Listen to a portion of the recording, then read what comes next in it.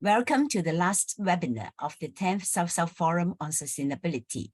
The title is Legacy of a Century and the Future for Humanity. For this Zoom webinar, we provide simultaneous interpreting in Putonghua, English, and Spanish. We do live streaming in Putonghua for a Chinese audience on the social media in China. For friends on Zoom, please click the globe icon and select your preferred language in English or Spanish or Chinese. I thank today's interpreters, Julieta Mendez and Salome Bustani for interpreting in English and Spanish, and Huan Xiaomei and Li Menghong for interpreting in English and Putonghua. My name is Lau Qinqi, coordinator of the Program on Cultures of Sustainability, Center for Cultural Research and Development of Lingnan University in Hong Kong. I'm also a founding member of the Global University for Sustainability and director of its executive team. I've been involved in the rural reconstruction movement in China for over 2 decades, and I'm also board member of Peace Women across the globe. Tonight, Professor Wang Hui apologizes that he cannot attend. So we will have Professor Dai Tsinghua as the main speaker. After she speaks, I will invite Dr. Yan Xiaohui and Dr. Si Chui, both being the colleagues that designed the program of the South-South Forum, to say some words. Then I will open to the floor and to invite comments or questions from the audience. Let me first introduce the speaker, Professor Dai Tsinghua. Professor Dai is a leading feminist cultural critic in China. She is professor in the Institute of Comparative Literature and Culture and director of the Center for Film and Cultural Studies at Peking University. Her research interests include popular culture, film studies, and gender studies. She is the author of many books, including Invisible Writing, Cultural Studies in China in the 1990s, Breaking Out of the Mirror City, Cinema and Desire, Masked Night, The Writings of Commander Marcos, After the Post-Cold War, The Future of Chinese History, among others. Her works have been translated into English, French, German, Italian, Spanish, Japanese, and Korean. Her literary, film, and TV commentary addresses a large audience in China. So now the floor is yours, Professor Dai. Dear friend from South-South Forum, so nice to see you.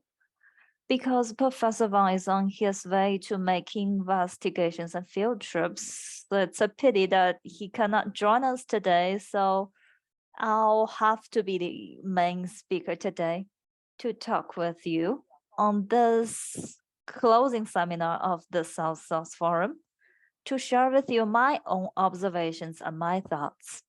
I would like to share about my ideas when facing this crisis about what how we should think and act, and look back on the history of the 20th century and our linkage with that history.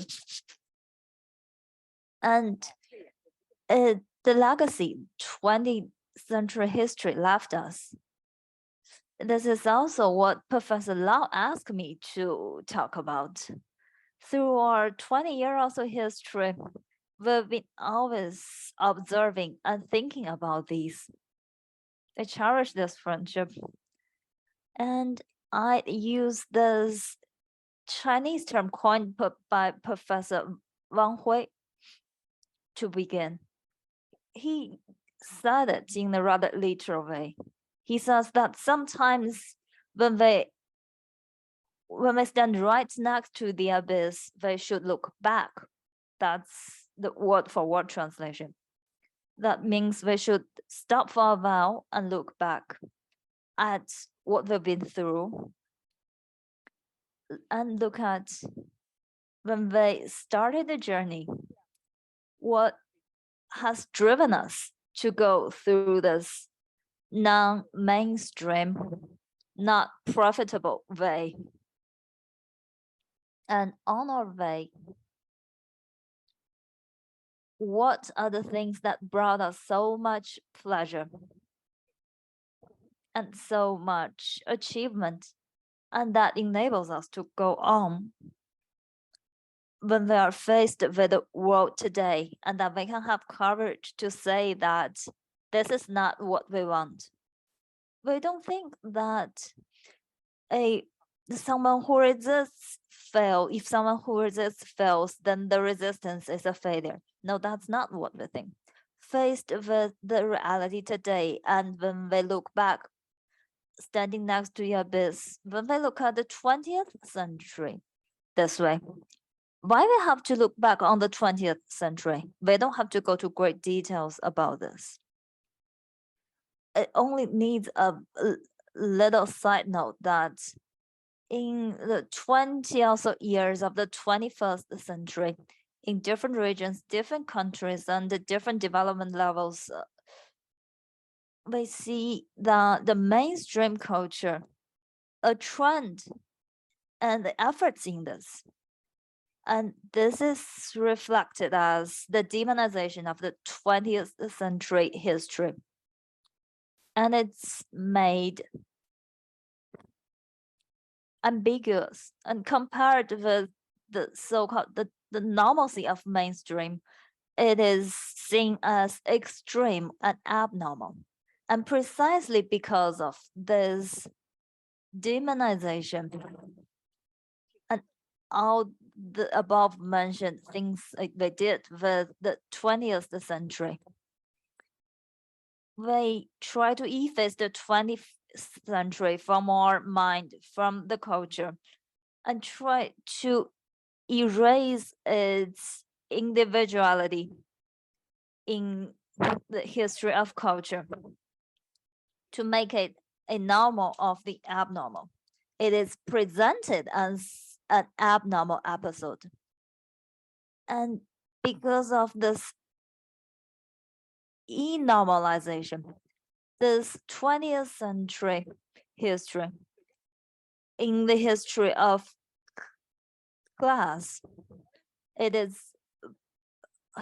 thousands of years history of class. It's been put at the tail of this long history. And in our reality today, we, with our own agency, we look back at the 20th century, we can see clearly that those days described as disaster and deaths, it has been and still is a great legacy. And the 21st century reality and our struggles for the future in the 21st century may still be incentivized by the 20th century legacy. We're not being nostalgic, or we try to go back to that period of time, and we're not trying to romanticize it. And we do not simply dream that history will repeat itself. As Marx has already said, that history always has to repeat itself once. Once it's a tragedy and then it's comedy. We don't want it to be a comedy. So in our struggle today, we need to rediscover in the 20th century history the legacy that we need and want. And we, as the inheritors of this history, as serious, responsible, and sincere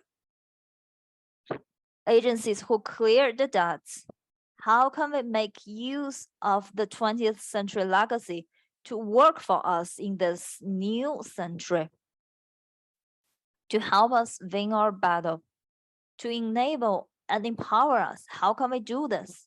From my personal perspective, in the city of Xining in Tsinghua province in the northwest part of China, and I'm here for a film festival, and I'm surrounded by young crowds. Soon I discovered that already I belong to the grandma generation. This does not make me feel sad. Quite the opposite. It makes me feel so happy and at ease because I've been through so much.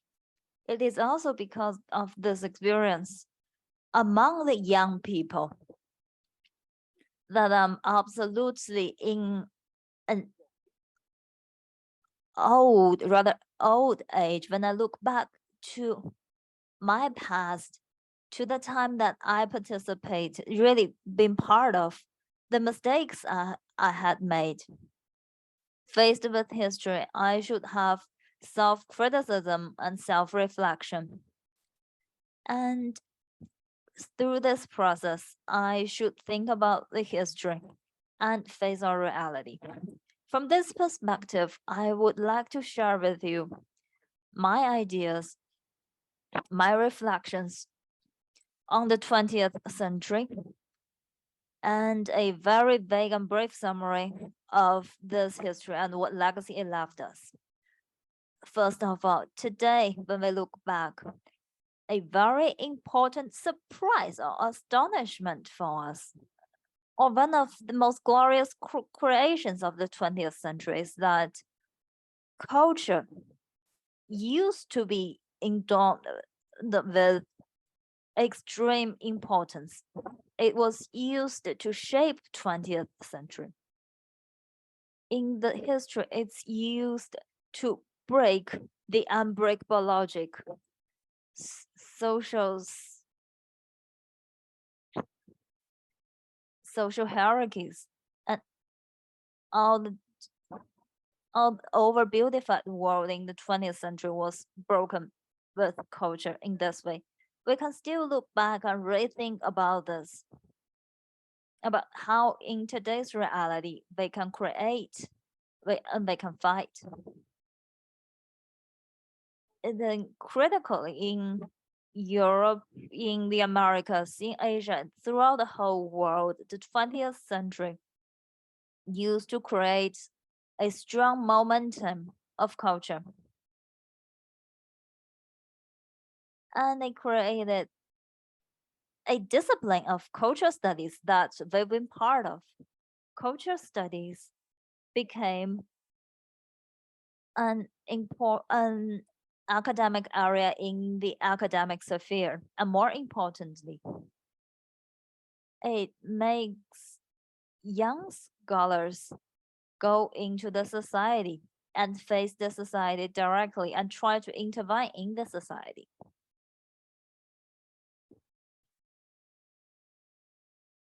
It creates a rich empowerment for dynamics and vigor.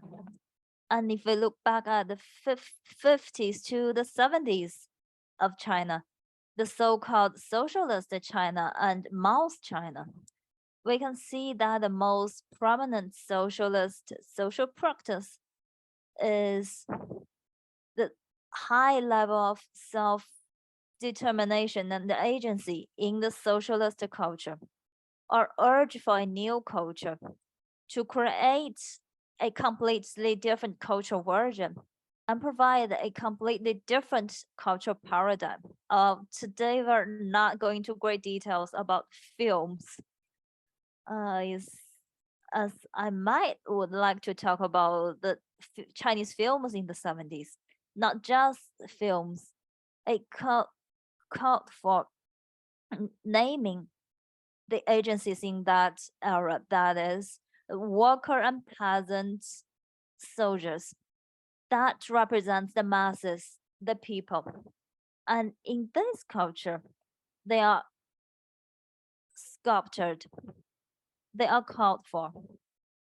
They are not only dignified and endowed with all kinds of virtues, they also become the agencies to really talk about the thousands of years of Chinese history and re-narrate the world culture and retell the different episodes of world history. They are the agency and the center of these tasks and processes. It is also in this atmosphere that they it's from culture and went beyond culture. It empowered people to act, to resist, and to construct. It is precisely during this process we, in China, we initiated a different path from the developed West and different from the underdeveloped countries and regions under the plight of imperialism and colonialism. We had some different political and economic life. And it is within this comparison and thoughts, I realized that the suppressed is not naturally an agency in history. And it's not a self-sufficient power to drive the society to improve. It is precisely because of the 20th century, the social mobilization in this process, because of this political self-sufficiency and the self-awareness that it was created and united. This is a power in solidarity to create 20th century history. They created something different from the mainstream logic that cannot articulate. They created miracles in the 20th century that what we see as legend or ridiculous moments today. People does not equal the suppressed majority today. The people also implies a group that has a high awareness of what they are capable of doing in history. And precisely because of this power in culture, in the history of the past century, which is my second point when we look back at it, we, with our questions, our perplexity, to take a new look at the 20th century, we can see that it's filled with another set of important historical stories and facts. And I call them the noble betrayal. The so-called noble betrayal, in my opinion, is that in the 20th century, there are abundance of such historical choices. This betrayal means that those in the higher class, within the ruling class, some people in this class, they betrayed their own class. They neglected their own interest and the interest of their own class. And they betrayed their class in support of the suppressed, the exploited, the deported. Those minorities who profit from their own class, they turned to those in the sufferings, in the plight. They emphasized with them and walked hand in hand with them. Although in 20th century history, there still left us with some important agendas and mysteries to resolve, to think about. For example, party politics in the past century and social mobilization in that century and resistance in this episode. There still used to be the political elitism and its downsides. But we can still see that this noble betrayal itself is both itself a result and a part of new culture, which give the human beings the humanity, the true humanity. And also, when we are saying that we are human being,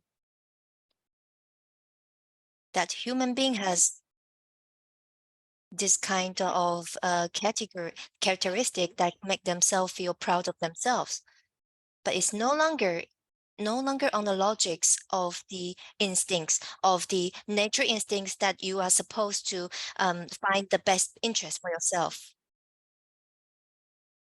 This act that we are saying the betrayal, which is not following this kind of logic.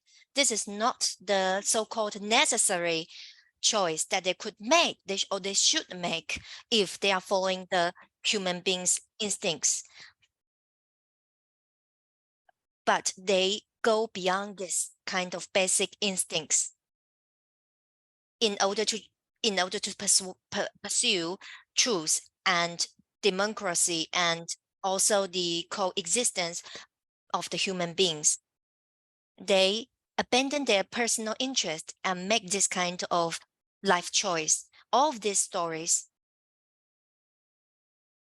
all these ancestors that have already left us behind, they have been part of the organic components of the 20th century. And they are also summoned by the 20th century, or we should say they are created. And their life treasury is also created in the process. In this sense of the noble betrayal, we witness the greatest social experiment, which is the international of the communism. Oh, I think I don't have to expand on this topic. I will just come up with some examples. For example, in the civil war of the Spain the international barricade of in this Spanish Civil War. Well, of course, it is just a domestic war. It's just between the Republican and also the party that is trying to protest their emperor. It is one of the first the first fascism and also anti-fascism war. But at that time, in the world, within the world, we can see this kind of anti-fascism. The people, they recognize this kind of anti-fascism war as their own, and also got motivated. They come from all across the world and go to Spain to form this international barricade to fight against the fascism. In recent discoveries, for the first time, I realized that there are also some Chinese workers who joined.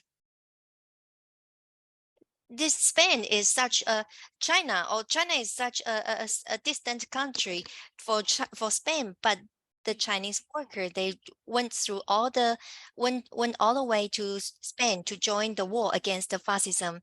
And this is part of the 20th history, which is the communist against the imperialism. In China, I know lots of the audience will be familiar with, for example, the doctor from the Canada, who was also a knight from the royal knight, and he is also already one of the most famous. The doctor, his name is Beijing. Well, he is already a renowned surgeon. Already conquered the one of the disease and already saved many lives. But he decided to come to China from Canada in order to join the front line that is fighting against the Japanese army. But in the end, he was infected from one of the patients from just a tiny cut in his finger, because he was in the battlefield and there is not enough antibiotics. Just because of this small wound, he died in China's battlefield. Who is the property, who is the owner of lots of property, intelligent property, without saying this means a great fortune even at that time, but he sacrificed his life on the front line of Chinese army fighting against the Japanese invaders. So at that time, there are lots of this kind of communists who is fighting against imperialism. They also come to China and joined all the front lines, against the invasion with the local people, against the against the fascism. This is another form of great betrayal or noble betrayal. They might be regarded as a betrayal by the people who is from his own so-called class or his own country.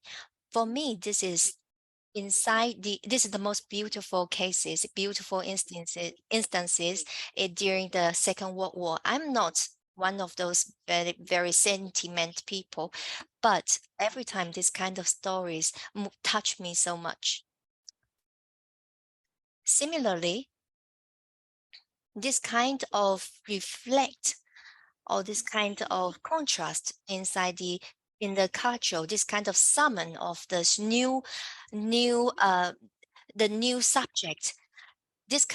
We can see that some so-called small figures, small potatoes, they come into the history stage and they formed a collective which is under the name of people of.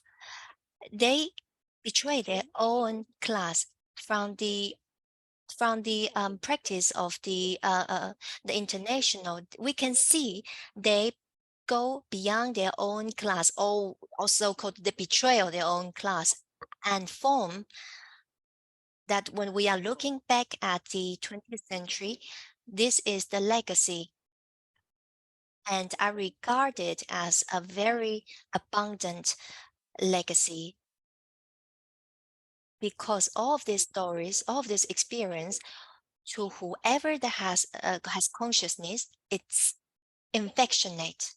At least to us who could be easily seduced by interest. When we are listening to this kind of stories, at least we have moments of ashamed, we have moments of hesitation.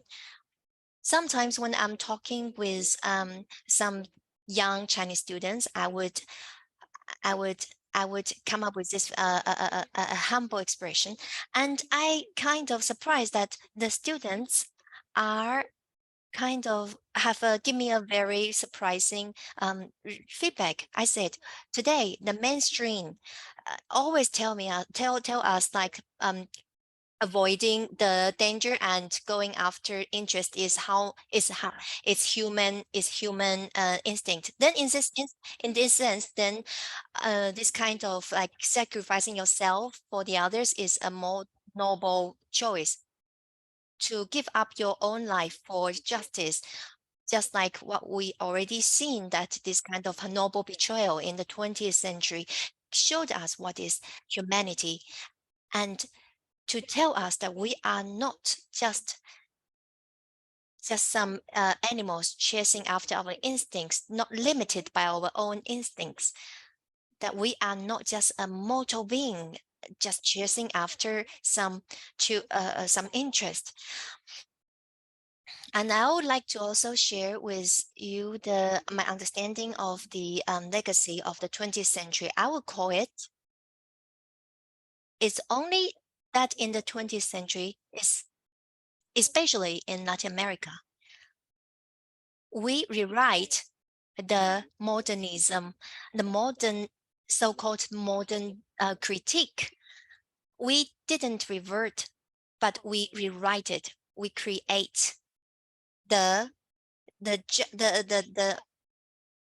we create the position, or we rewrite the history of the defeated. We take sides with the defeated, no matter it is in history or in reality, or that it is ongoing.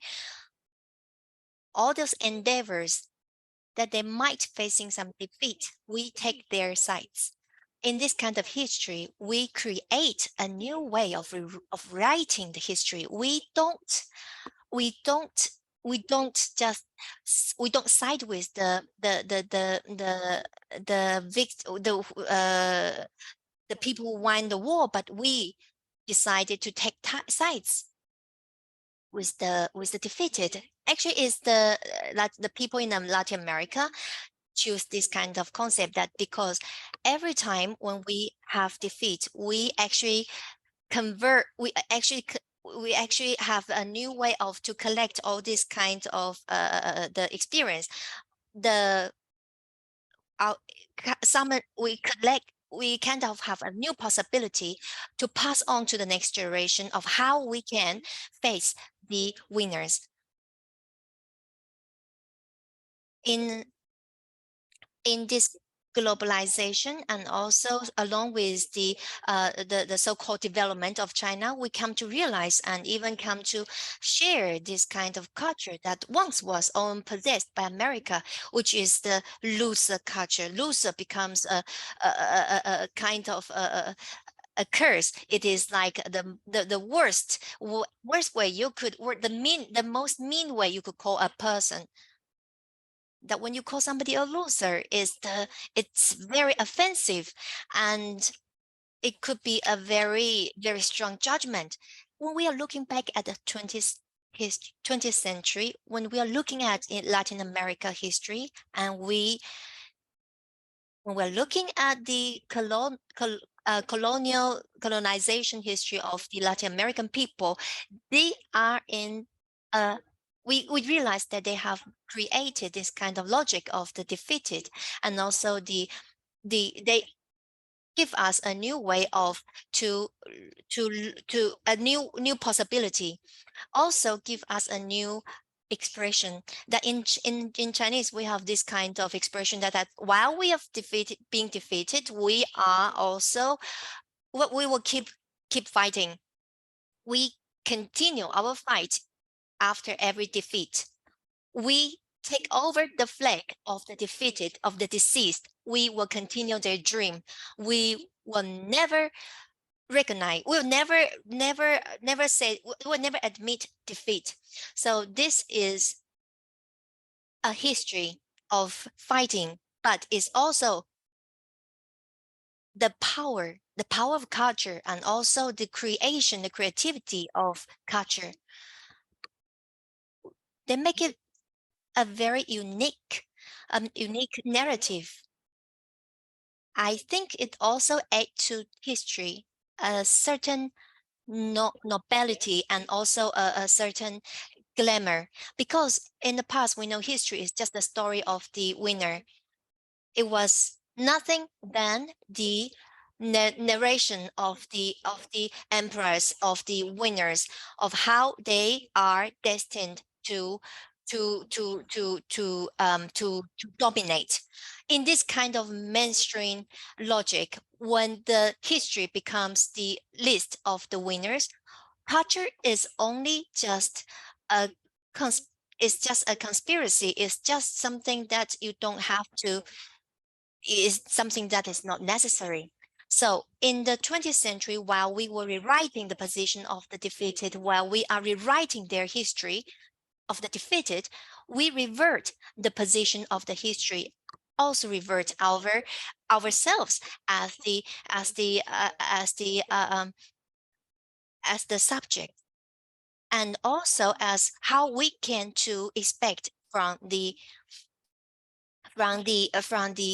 forthcomers. Similarly, in this same logic, but from a different perspective, I would like to share,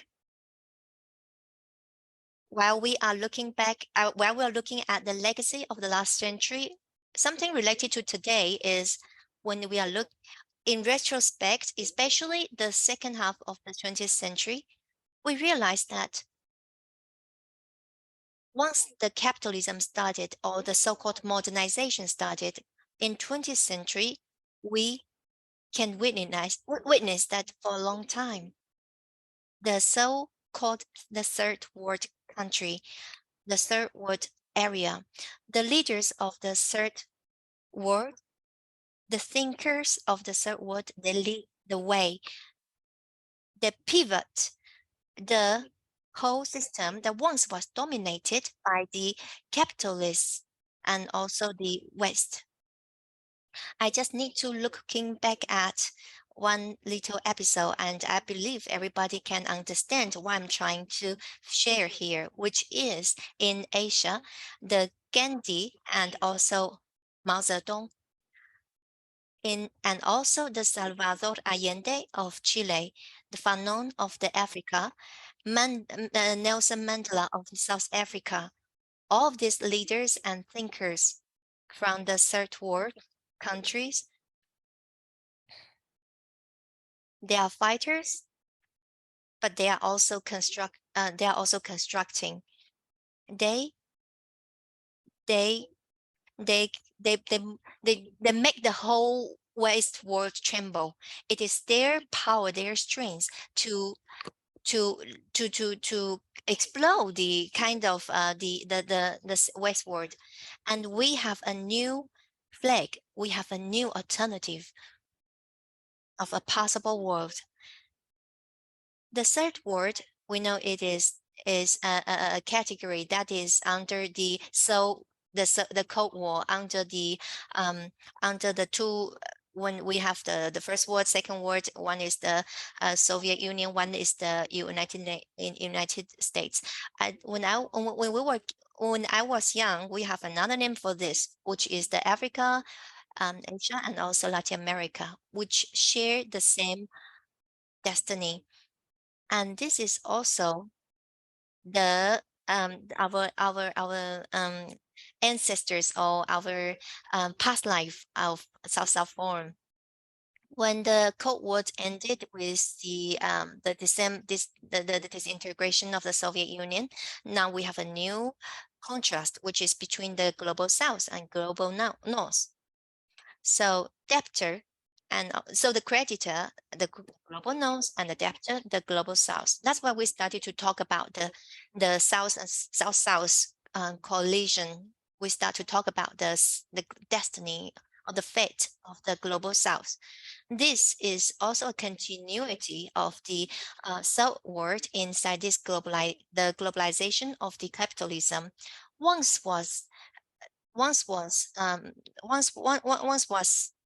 set as the role of to provide the prime materials, to provide for labor and all kinds of manufacturing for the global North. So there was a peculiar saying, that is, the poor you are, the more produce you do. So this is imbalance. This kind of imbalance of this the global structure is also inside this contrast between the global North and global South. So for me, from the first South Forum till today, I have always participated, and also this participation is based on this recognition. When we are talking about the contrast between global South and global North, as if we are talking about a zone or an area, but it never is. It's more like the oppressed and the oppressor in the global structure, also called the dominate, and also the dominated, or the predator and the predated. So I will never, I'm not going to go into details to repeat all the histories, all the so-called state, all the data, why the poor gets poorer or the rich gets richer, why the developed countries, they are importing, and you can see why they have such a high index of the economics, but they are in this kind of imbalance that is being nourished of the poor countries. So this kind of economic evidence, no matter we talk from the system of the capitalist, or from the theory of the dependency, because we can see that it is kind of the other way around. These interesting basic facts is not necessary for repetition here today. We notice that the proletariat internationalism is the most glorious, most exciting political practice in the 20th century. We also see that the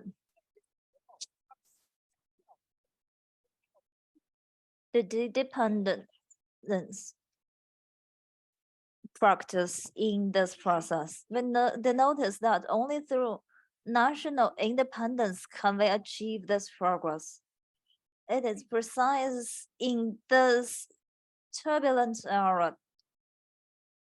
This legacy is presented as that they made a lot of exceptions, a lot of separate cases. As our identities are locked by the nation state, we went beyond that in terms of the common fate of humanity. We put into practice our own way of intervention in history, in the destiny of human race, through delinking, through independence of nation states, through the self-dignification of the suppressed, the exploited countries and regions. All these pursuits acted as a force to collapse the global capitalist system. This is noble in another way, refusing to accept the predestined fate and create alternative. This is noble. In the past, the revolution in China in this regard showed some type of possibility. When we talk about China today and the world today, we have to also refer to the end of the Cold War and reconstruction of capitalist system after this. We should also take into consideration new technological revolution and how it serves and empowers capital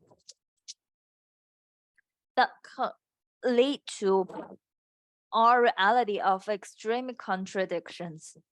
That is, this such widespread technological revolution demonstrates the great momentum and dynamism and the power of the capitalist system, capitalism.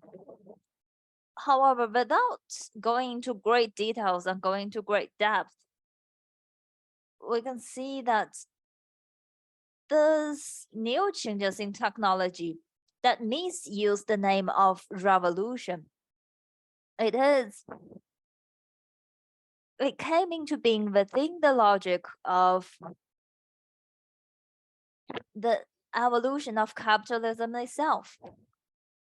The better it is, the worse capitalism becomes. As we face the history of increasing crisis today, every one of us is a victim.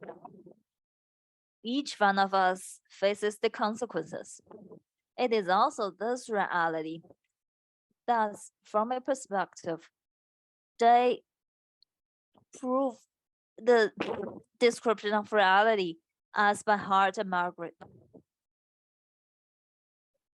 This capitalist system, global system, recreated a capitalist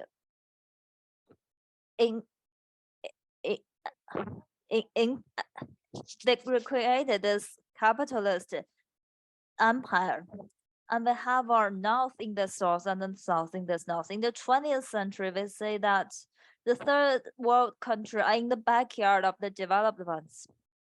We see that the developed countries and their most luxurious part of them also locate in the least developed regions in the world. In this context, the solidarity of the global south now does not correspond with any geological region. Instead, it corresponds with this new, increasingly obvious exploitation of the majority created by the capitalist system, the exploitation of the 99%. And the 1% left are not necessarily those exploiting.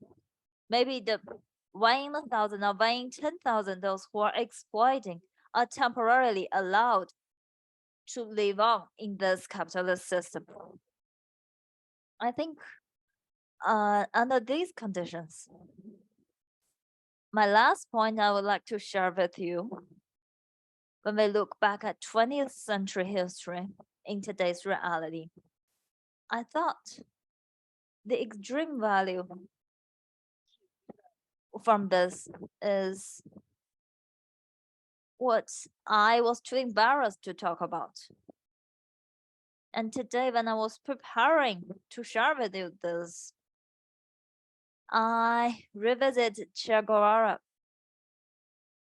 I revisited his monograph and his biography. I noticed that my embarrassment is no surprise.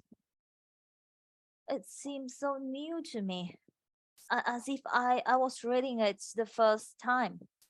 He said something, so I would like to quote it, that leading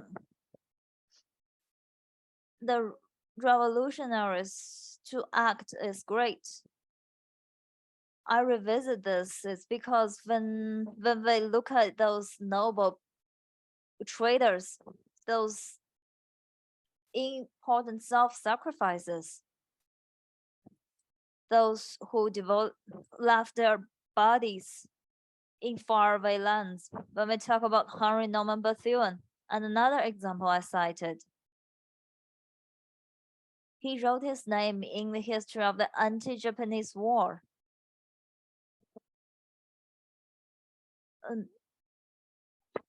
Another important figure who betrayed his own class. When we wrote and talk about their names, mention their names and wrote about them, when we go back to their biographies, we see that their initial and most important driving force and motivation can only be named as love. This is an enormous emotional power. And today, when we look around us, when we look around the mainstream culture around us, it's quite easy to see that the word love is being abused, emotion is being abused, being overused. But I don't know if you've seen that love and emotion are undergoing constant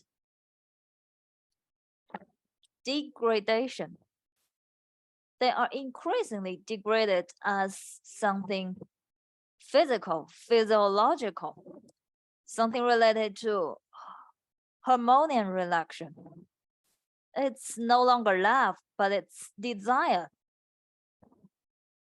and pleasure and satisfaction. But in fact, we all know that it is bound to be connected with what we have experienced, the omnipresent today experience, the love, that kind of love we know today, they cannot be substituted with that physiological thing. And this degradation of love is precisely because in the 21st century, the power of emotion renew the modernist world structure, and where culture was placed in that system. Because back then, culture was placed within the system of reason. The logic of reason implies its assistance to emotion. Even today, we are repeatedly told to be reasonable. And its opposite side is craziness. Yet, no, it's opposite. or its complement, a complementary part. Supplementary part has never been craziness, but emotion. Love has always been the most important among human emotions and the most innovative and creative among them. Looking back to the 20th century, the great figures of that century, those martyrs, the heroes and icons in the 20th century, not those icons, not the idols of popular culture today. In their lives, we can see what Che Guevara talked about. He even said that this is laughable. Saying this is laughable. Saying such thing is laughable. But he said that despite that,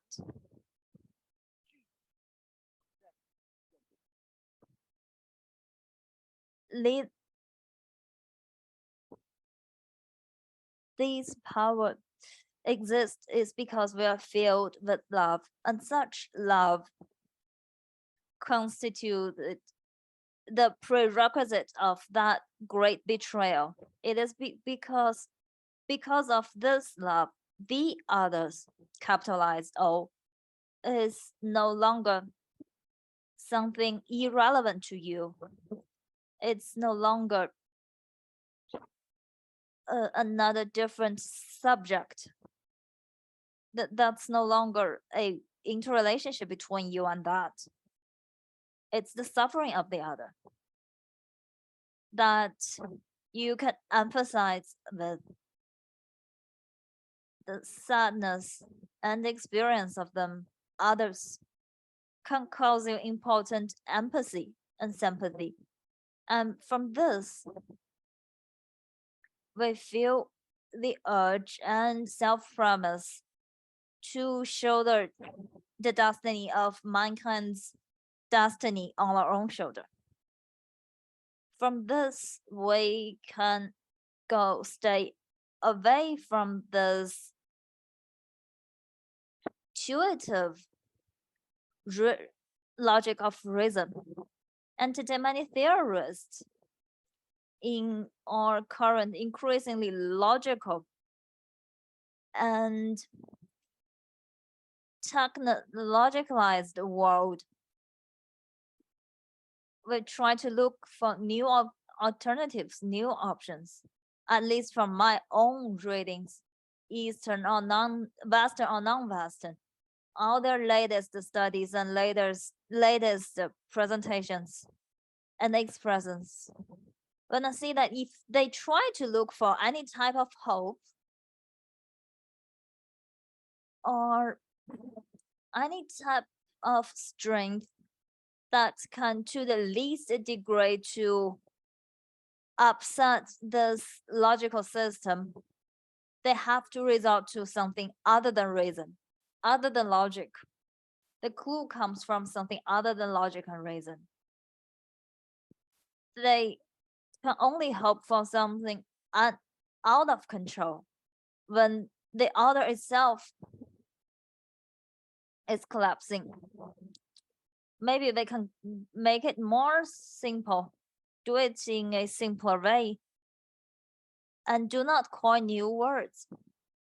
For me, for every individual, I think we should try to love the other and take the risk of falling in love, because love for each individual, it's the single important thing, small miracle that you may expect in love. Not love, not just romantic love alone, but love for the other, empathy for the other, for me, is what makes human beings human beings. Looking back at the 20th century history, it is what created that history, an important fundamental power. A female writer, a Chinese female writer, in the broader sense, not a left-wing author. She's not someone who only talked about, only pursued communist ideals and criticizes capitalism. When she looked back at her own life, she said that betrayal against capitalism never began with Marxism, never began with any declaration or theories of Marx. It began with a book by a not very famous Italian author about the love of education. This sincere utopist spur of emotion led us to learn how to love. And in this process, we're bound to see those who are suffering. We're bound to see this unequal hierarchy is continuing to exploit. We hope to end all this plight, and we hope to support them and help them. Love leads us to different paths. Well, I think I'm coming to a close, and I would like to say that when we talk about this, we have this cultural observation on the 20th century culture. Of course, we need to do that because of our reality. In our reality, as we see this quote unquote, we see this quote unquote miracle around the whole world. We probably will never be able to enjoy differentiated culture among different classes in the world. We seem they'll never be able to share different values, no matter it's our South-South Forum or the resistance from third world. We see a lot of local cultures, regional cultures, and numerous peripherized people's resistance and creation. However, in the 21st century, because of this capitalistic globalization, this global culture as created by it in the internet era, it's destructing and eroding this popular creation and popular strength that we had attached our hope to. When we look back,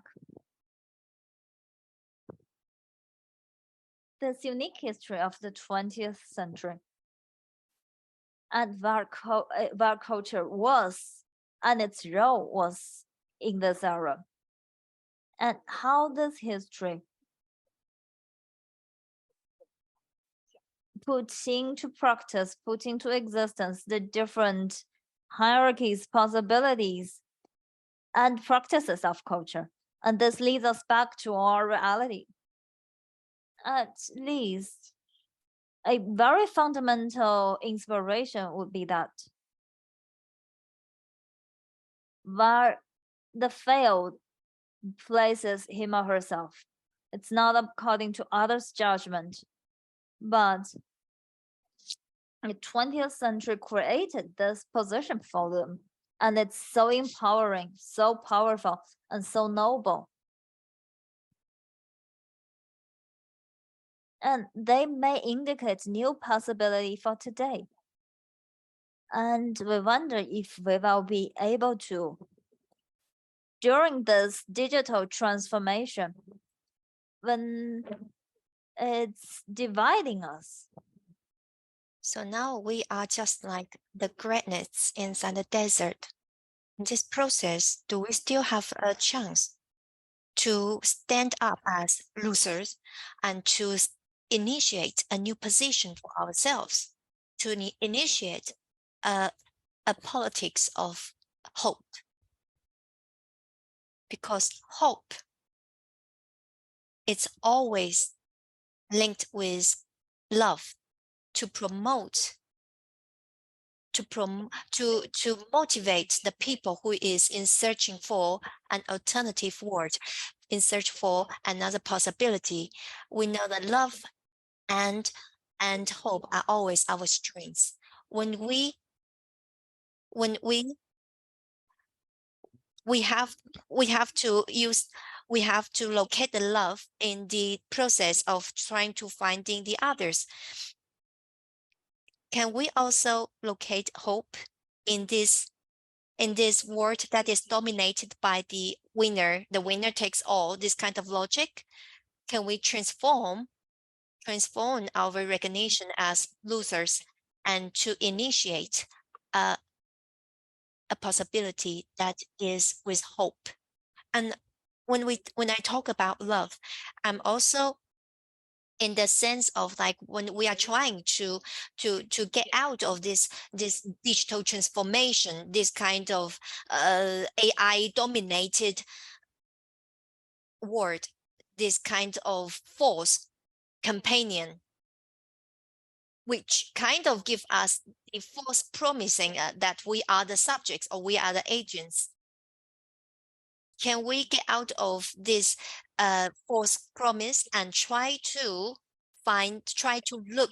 see the others, try to regain the love and to practice love, to fight for in the end of before the capitalism and humanity, let's try to end capitalism. So let me go back to the ground zero. So at this film festival of the youth, I realized I am an absolute elder, but I don't feel any regrets, or I don't feel ashamed or any kinds of those. Whatever today, what I say it as an old person, but as exactly because I'm old, and so maybe that's why I should talk about the past and also the future, because the future is always comes from the history. Today, in this film festival, we have a slogan that called "Back to the Future." So I think the future, it could be a continuation of the past. The history has not ended if we reject to accept the capitalism is going to end the future. So thank you, Professor Dai. Well, you started by quoting this friendship between you and me. It has been 30 years, and it is this love and passion that has accompanied me in my own personal trajectory, and also in so many of the projects that we have been working on. So this is where I have also myself benefited from this companionship. So thank you again for giving us this brilliant lecture, which is encouraging us to look into the future with love and passion. So because Professor Wang Hui couldn't come, I have invited two other speakers to do their presentations. So I would like to invite Dr. Yan Xiaohui. He is researcher with the program on cultures of sustainability in the Center for Cultural Research and Development of Lingnan University. He is also executive director of Green Ground Ecotech Center of Beijing and director of the Green Ground Alliance of Social Enterprises in China. He is also one of the founding members of Global University for Sustainability. So, Dr. Yan Xiaohui, please. Thank you. This year is the 10th South-South Forum, and I have participated in all 10 sessions. Every time,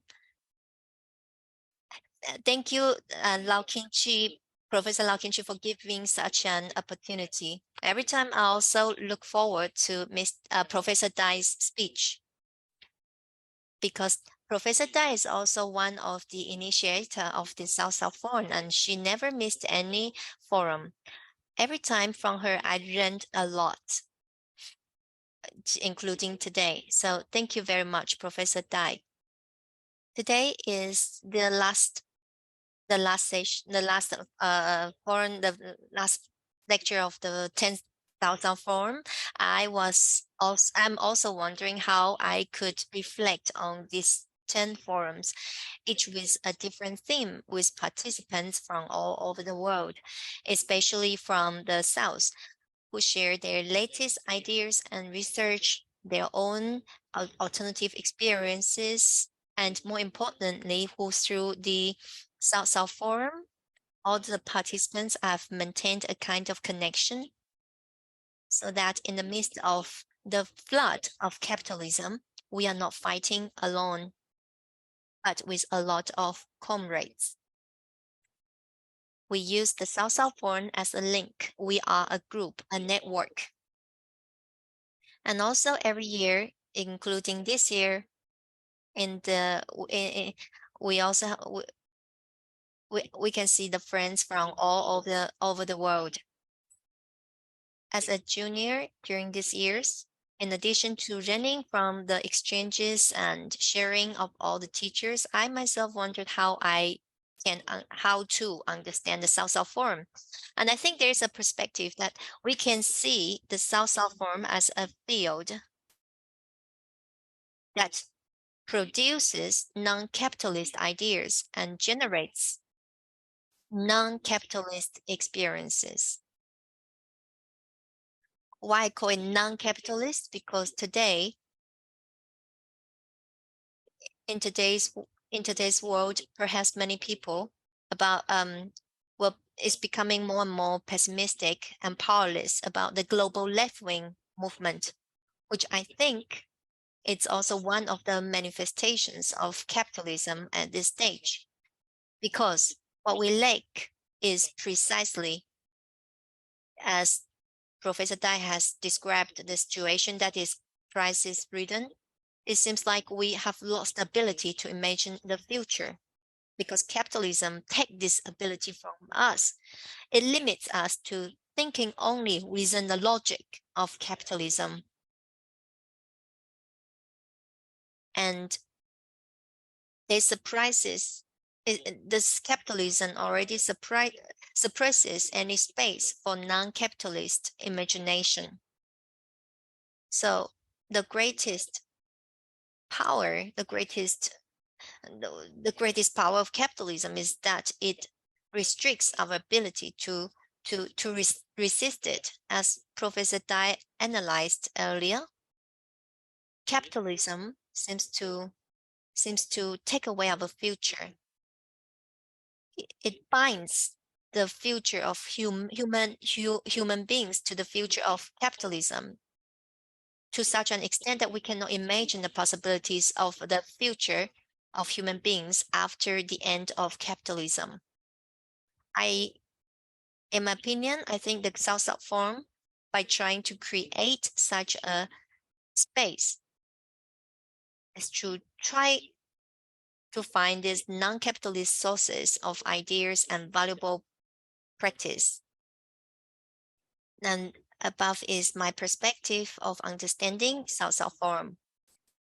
Secondly, we go back to today's topic, today's theme, which is the legacy of the 20th century. The experiences of resistance.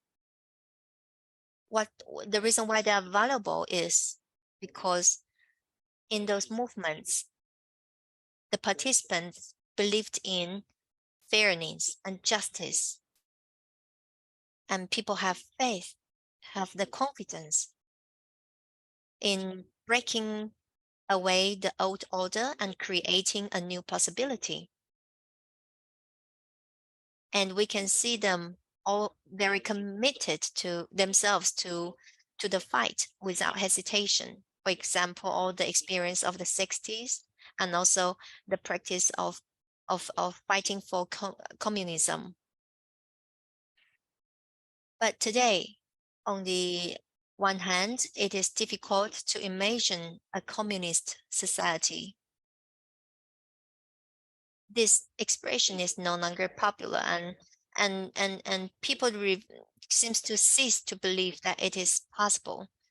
Of course, in addition to the fact that today we have a growing scarcity of the agency of resistance, of imagining the future. But of course, today we are facing a form of capitalism with all the depths of the logic of domination that has never been seen before in history. In the past, the antagonism between capital and labor that we revolved around, in the dominated by industrial capitalism, we fight for a fair distribution. We imagine some equality. It was possible and partially achieved. The working class once was standing on the stage of history. But in today's finance-dominated capitalism is no longer a simple contradiction between labor and capital. Capital is not only just exploiting labor, but in every field squeezing our lives. It seems like today all our existential activities create value was just for creating value for the capitalism, for few financial power elite, which is to say the financial class, the rentier class. It's a monster that is it is kind of a parasite of the whole of the human society. And we as we are more like we are abandoned. The labor is abandoned, and also there's less and less chance for striking back. For example, when we talk about strike, does strike has any use? We can see lots of strike in Europe, for example, in France, of a big scale. Does it affect of the system? Or today, when we in China, we say that if you have a job and you do overtime, lots of overtime work, is still just a blessing, because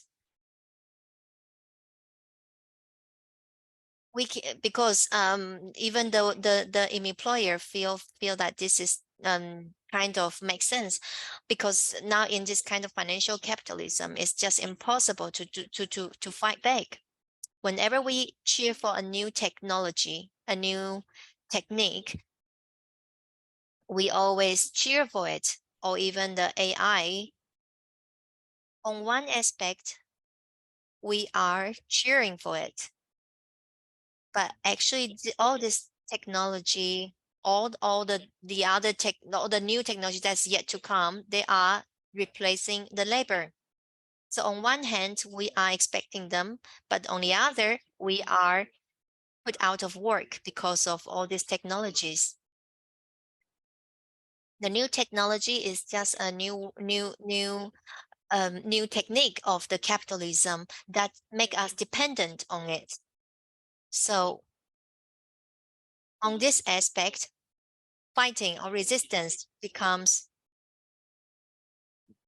we can call that when we are already, that the exploited are kind of counting the money for the exploiters. That is what we are seeing today, which is why the resistance is getting more and more difficult and also different from the 20th century. So if we are imagining the future, we can see the resistance is difficult, especially when we already lose the ability of imagining, that we stop to recognize the valuable lessons that we gain, or the valuable legacy that we gain from the 20th century. That is what we are facing today. Thirdly, I agree and also quite inspired by what Professor Dai has just said. I agree what Professor Dai just said, especially when Professor Dai repeated the emphasis on the betrayal, on the noble betrayal. So when we are discussing the possibility of non-capitalism, the first thing that we should do is to betray the various efforts that we have unconsciously identified with and followed the capitalist logic. For example, how we understand so-called success and the money and the interest and all this kind of this logic that is dominated by the money. Well, this betrayal, we can call it as abandonment or sacrifice. We have to get rid of this kind of winner's logic, because the winner is shaped under the logic of capitalism. Because this kind of success is what the capitalism want you to identify with. So the betrayal that we are talking about is to get rid of the so-called success and to imagine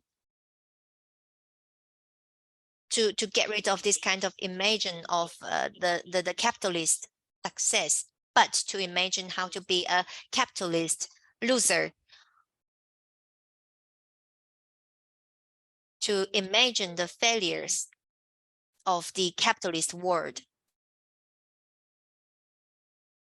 This is difficult for every one of us to let go of this kind of the ego, of the individualism, to let go of the individuals, to seek friends, to create solidarity as the so-called losers or the failures of the inside this capitalist world. Because only by first liberating ourselves from the confines of capitalism can we unite more people and liberate all of humanity. In this sense, I think the agency of the future is not designated, not appointed, at least not appointed under the logic of capitalism, but through the common struggle, but be produced in a common struggle. Could be the losers being drained by capitalism. And thus we can find more friends, more comrades. I believe South Forum is this kind of chance, and is kind of this birthplace, and it can be continued in this way. Thank you. Thank you. Thank you, Dr. Yan Xiaohui. And later we will invite Professor Dai to make her comments. So now I would like to invite Dr. Si Choi to be the next speaker. So Dr. Si Choi is Jardine Margaret, is Associate Professor at the Institute for Rural Revitalization Strategy at Southwest University in China. She is also a founding member of Global University for Sustainability. She has been actively involved in the rural reconstruction movement in China since the year 2000. So the floor is yours. Thank you very much, Professor Dai, Xiaohui, and Qingqi. The first time I heard about Bandung Conference was through my mother. My mother's family is overseas Chinese in Indonesia. In 1955, my mother was a 7-year-old student at a Chinese primary school in Bandung. She and all her schoolmates waved the Chinese national flags and lined the streets to welcome Premier Zhou Enlai's car parade. She told me this story many times with her excitement. The rise of New China on the international stage signifies a victory of peasants' revolution. To put it simply, Fansen, a victory of the revolutionary poor. My mother's waving flags led me to a direction of forging a transnational friendship and solidarity between peoples of Indonesia and China. I'm very grateful to Qingqi, who always organized transgenerational research activities for the young scholars activists. I heard how Sami Amin, and Egyptian French masters highly commend Bandung Conference as the awakening of the Global South. In 1955, Amin was a 24-year-old young scholar activist. He was so excited to organize a youth delegation to Bandung. I could not forget his shining eyes whenever he uttered the word Bandung.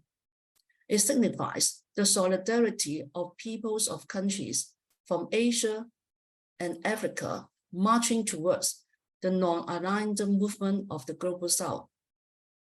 My mother's and Amin's historical memories of excitement about the Bandung spirit continuously remind me to learn to be an international scholar activist. As Che Guevara remarks, we cannot be indifferent to what happens out anywhere in the world, for a victory by any country over imperialism is our victory, just as any country's defeat is a defeat for all of us. The excitement of Bandung terminated shortly after the outbreak of the massacre on 30 September in 1965 in Indonesia.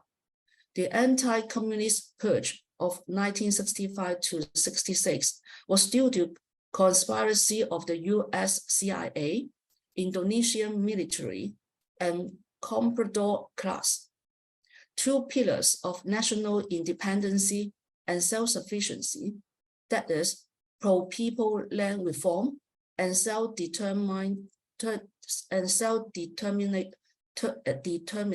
industrialization collapsed, which led to the everlasting problems of high land concentration and export-oriented economy. In other words, Indonesia moves back to adopt a colonial plantation economy in the world system. Similarly, Brazil had a military regime from 1964 to 1984. It was due to a conspiracy of the US CIA, Brazilian military, and commodore class. The agendas of implementing pro-people land reform and self-determined industrialization were abruptly cut off. It led to an extremely high land concentration and colonial monoculture economy, which are exactly the roots of poverty in today's Brazil. That is the reason why land occupation movement has never stopped. In April and May 2023, I went to visit Maria Eli Vivir camps outside Valinhos in the state of São Paulo in Brazil.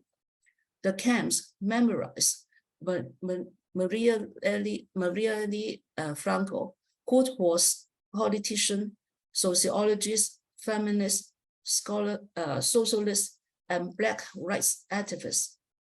She was cruelly murdered in Rio de Janeiro in 2018. Nowadays, there are about 450 landless families who are occupying the land, resisting the landlord class and the developer of luxury residential buildings. They practice agroecological agriculture to produce organic food. They are making efforts to build a urban community with self-sufficient mutuality and dignity. The landless has not yet functioned, same as the indigenous peoples who are fighting for survival over the past 500 years. To them, every day is a war of life and death. The recent opera of E Guarani, through an interracial love story between Perry, a Guarani Indian prince, and Cecilia, the daughter of a Portuguese nobleman, brings the audience to address the plights and struggles of indigenous people in today's Brazil. There are protests on the stage and even off the stage. They are crying out, without democracy, there is no democracy. The land struggles of indigenous people do not end, even though several indigenous movement leaders are appointed by President Lula as ministers, deputies, or directors. The indigenous people are the frontline guardians of Amazon rainforest and climate struggles. Therefore, I would rather say that without indigenous people, there is no climate restoration. And without indigenous people and climate restoration, there is no future of humanity. The unfinished land reform, the termination of the Global South Alliance, the continuous extinction of indigenous people, the deteriorating ecology and climate collapse are not a single defeat, but our defeats, not only in the last century, but also in the last 5 centuries of colonial capitalism, industrial capitalism, and financial capitalism. As a true internationalist like Che, we cannot turn a blind eye to people's suffering and struggles in the world. It does not disable us, but rather urge us to change the world. Our legacies and our liabilities are the bedrocks of our global university. Since 2011, Global University has organized the South-South Forum on Sustainability with over 10 co-organizing universities and institutions from China and overseas. The forum is a platform for dialogues and exchange among grassroots and resistant practice in the production, dissemination, and use of knowledge as instruments of problematization and self-organization, as well as interactions among thinkers in search of paradigms for peace and justice. For over the past 12 years, I have worked with Kinchi to design and organize the programs of the South-South Forum against the background of the everlasting capitalist crisis and disasters. The first one was held in December 2011, after the outbreak of Fukushima nuclear disaster in March and the financial crisis of 2008. Today, we still have not yet overcome ecological disasters and financial exploitation. The outbreak of COVID-19 and his dubious cause and dubious effectivity of the vaccine aggravate the feelings of pessimism and cynicism, disappointment, and desperation, which are fermenting along with the flows of capital and virus as well.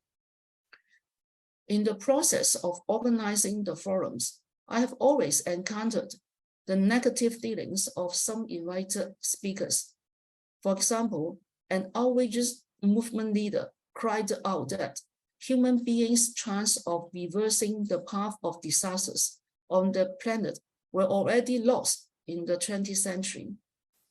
He criticized that Sustainable Development Goals and all the proposals by United Nations Development Programme and UN-linked agencies with suggestions on sustainable development and any effort to extend longer the growth of extractive disaster only fits global capitalism. He concludes that sustainability is a corporate myth maintained by industrial and multilateral agencies. In the idea of sustainability, he sees only the powerful of capitalism. The unsustainability of capitalism causes adverse attacks on people's daily livelihood of the global south. Thus, grassroots people are forced to take initiatives to struggle with their plight caused by unsustainable capitalism. I would rather distinguish between sustainable development and sustainability. While I think sustainable development poses the illusion that development can be sustainable, we should hang on to the idea of sustainability. I would interpret sustainability as the unfolding of grassroots capability, creativity, and collectivity in going beyond capitalism. Sustainability means to resist the disabling forces of unsustainable capitalism with new ways of thinking, acting, and seeing, and nourishing a collective view to change. Kinchi and I are writing a book to further discuss the question of sustainability.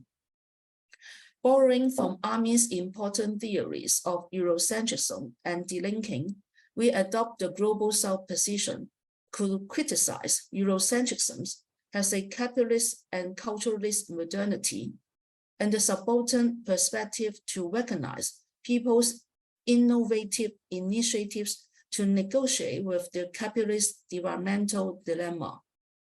Armin claims that delinking implies a refusal to submit to the Eurocentric globalization and an embrace of a people's agenda of development. In the chapter, the socialist alternative challenge for the radical legs of his book, The Impulsion of Contemporary Capitalism, in 2014, Armin clearly states that delinking does not mean deglobalization, but rather has a strategic reversal in the face of both internal and external forces in response to the unavoidable requirements of self-determined development. Delinking promotes the reconstruction of a globalization based on negotiation rather than submission to the exclusive interests of the imperialist monopolists. It also makes possible the reduction of international inequality. Furthermore, it can only be initiated in the context of states, nations with advanced radical social and political struggles, committed to a process of socialization of the management of their economy. Like Armin's theory of delinking, Muto Ichio-san urged for a principle to address the dilemma of humanity from a historical perspective. Discourses of post-war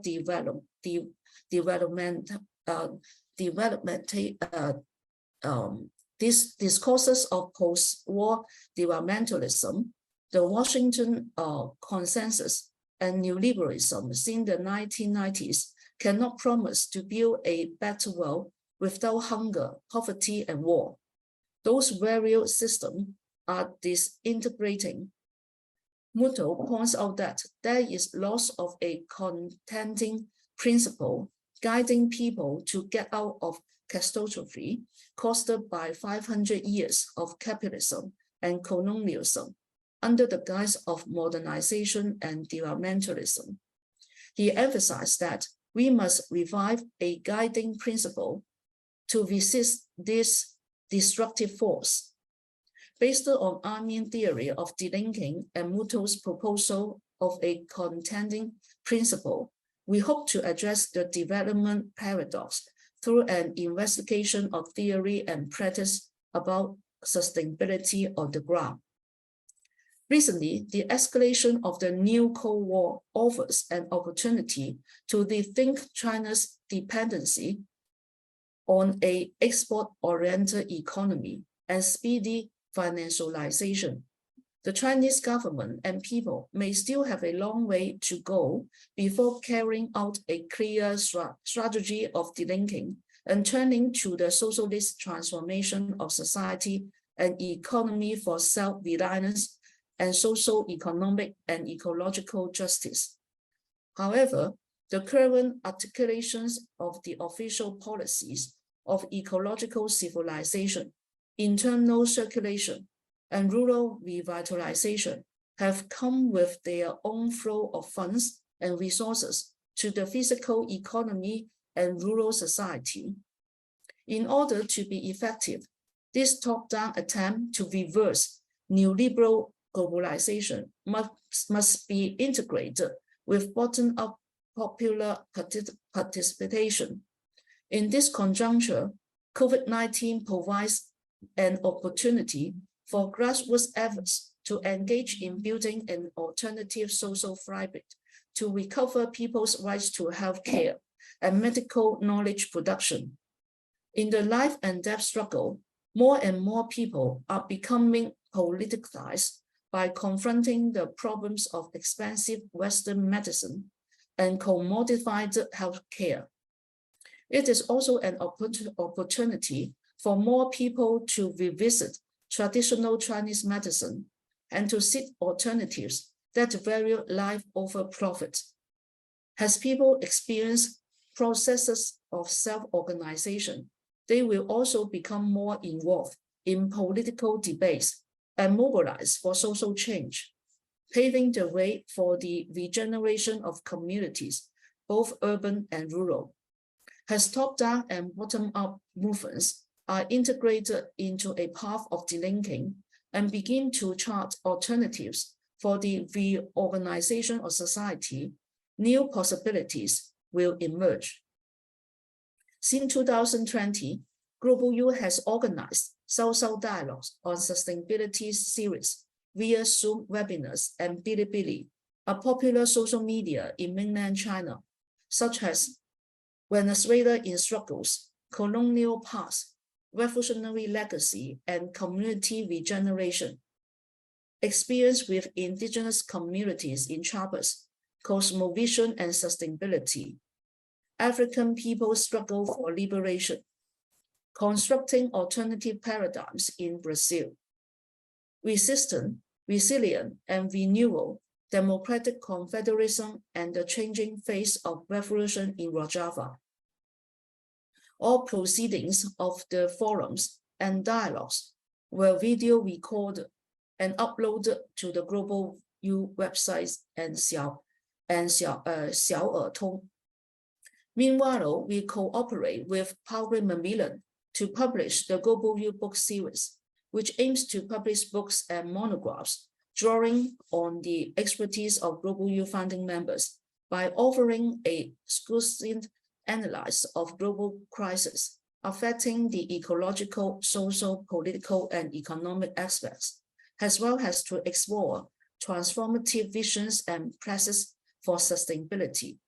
The first volume is Wen Tiejun, 10 Crises, the Political Economy of China's Development from 1949 to 2020. Second, Remy Herrera's Money, from the Power of Finance to the Sovereignty of the Peoples. The forthcoming includes Lau Qingqi, Haverwell, Escobedo, David Parkins edit, Walking on the Edge of the Abyss, Conversations with Gustavo Esteva, and Lau Qingqi, Huang Xiaomei, He Zhixiong, The Fukushima Catastrophe, To What End? We are also publishing an anthology of Muto Ichio's writings, an anthology of MP Ramaswara's writings, the biography of Francis Hota, among others. In 2021, we cooperate with the Oriental People's Publisher in Beijing to publish a comparative studies on seven developing countries in globalization: China, Brazil, India, Indonesia, Turkey, South Africa, Venezuela, in Chinese. It is a bestseller, as it has sold over 220,000 copies. It clearly shows that there is an increasing number of Chinese young people who are gradually concerned about the future of the Global South. Therefore, we continue to cooperate with the Oriental People's Publisher to publish the Global South Thought series.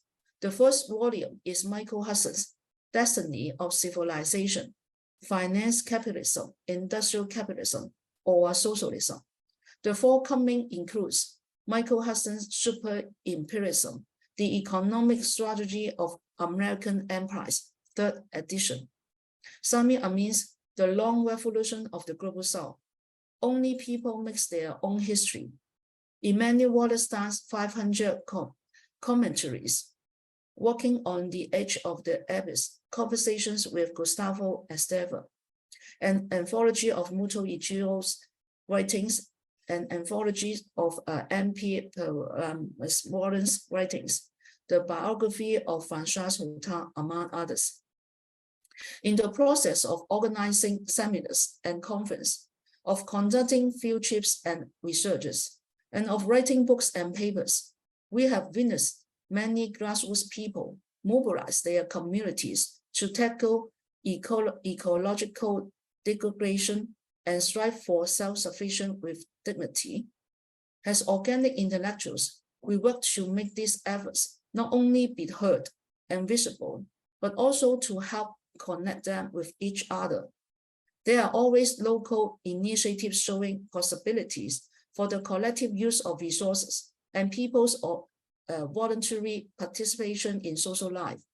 They result from people's efforts to find solutions to problems created by the imposition of directives and organization from above, according to objectives of modernization in competition with the West. These local initiatives contain elements of the tradition of rural communities. It is these elements, rooted in people's knowledge and practice, which can constitute the resistance to becoming completely engulfed by globalization. They can lead to openings for alternatives by engaging with everyday life, reviving such elements in different contexts. This makes the innovative moves of the people neither traditional or modern, but contemporary.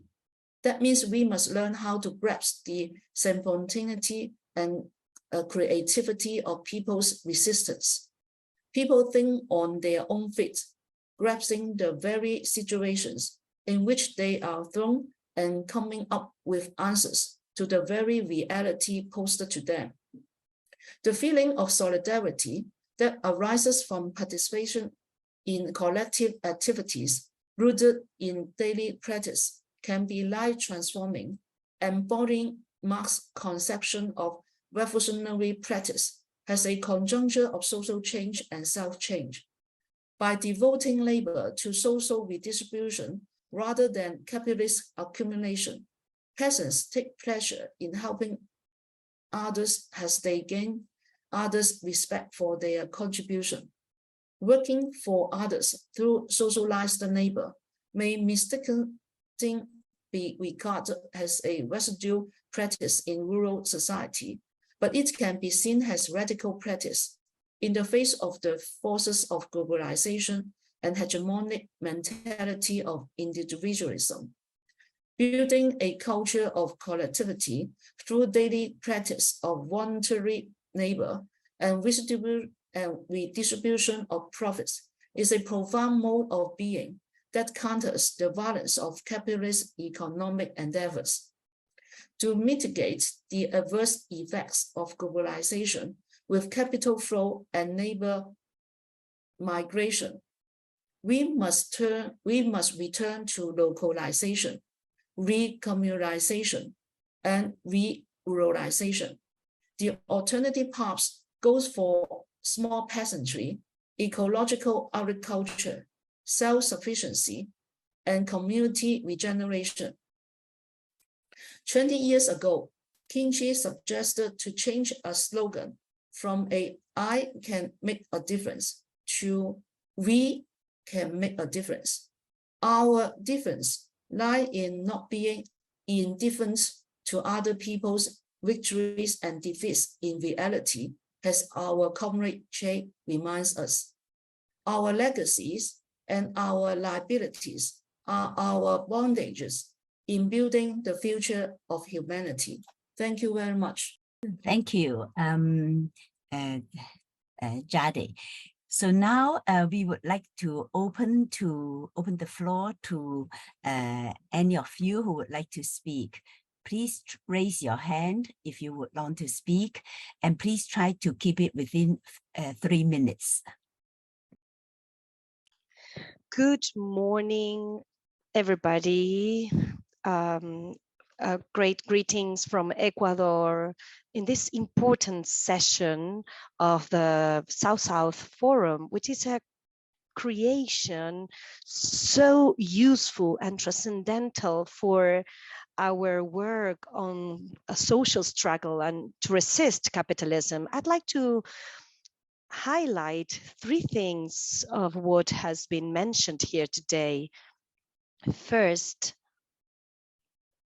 about the proposal and the analysis of Professor Dai about love.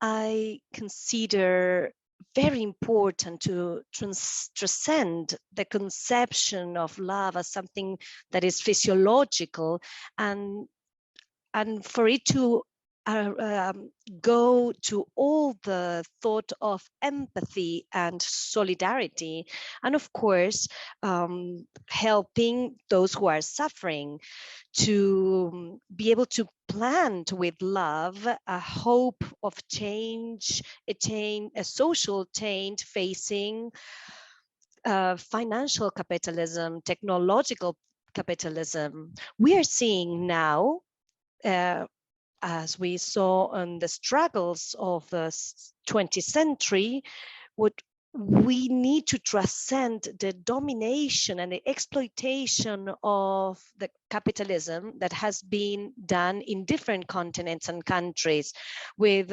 thinkers that have gave us proposals that are so important for humanity, like Samir Amin, Gandhi, and so more. And even some thinkers that very recently were active, like Francois Guttard, who died recently, Wing Dickinson's. And for me, it's very important to maintain as a legacy that has been developed during the 20th century, is this legacy for optimism for the social transformation against capitalism and against neoliberalism policies. As we've said here, the defeats or the victories in one country are also victories or defeats for us, our own victories or defeats. That's why we need to make ours their faults and their qualities in order to overcome this. I'd like to mention what has been expressed here by the most recent speaker. This transcendental issue is to devalorize the expression of socialism and communism. The globalization of neoliberalism thought has done everything they could to to undermine the proposals of socialism based on what has happened with the ending of the Soviet Union, or the changes in China, who are saying that we are revitalizing capitalism. We believe that we must continue having as a main principle the socialist thought, the transformation towards a real democracy with real participation, with social evolution that keeps the identities and the values. And as we've said, that revalorization of the agrarian world, the rural world, and that is the food and the natural food without transgenics. Of course, we need to mention as well, as a more recent legacy, the creation of Global University and the South-South Forum that has allowed us to create this exchange, not only of knowledge and information, but also of solidarity, organized solidarity. We've had presence of different countries with the ideas that have been developed in this forum. We've had the good lack of receiving the visits of the people who organized this university in our countries. And of course, it's very important to greet and to congratulate the technical staff of the Global University, those who are in charge of the technology and also the interpreters. The interpretation in other languages, it's a great tool in order to disseminate all the proposals and the analysis we've had here. And finally, I'd like to point out that as a challenge, we have this delinking from capitalism as a rupture. And everything we analyze here in Global University are tools for that resistance and for that change. My greetings for all the scholars, social leaders, political leaders that have expressed themselves here during all these years and that have shared with us not only their experiences, but also their hopes. I greet you all with love, with the love we mentioned here towards empathy and solidarity to all of you, dear comrades and colleagues and partners. Thank you so much. Thank you, Victor Hugo. Victor is also a founding member of the Global University. Now, I would like to invite Gustave Messiah, also a founding member of the Global University from France and Egypt. Gus, please. Thank you very much, Kinchi, and thank you, Margaret Jad.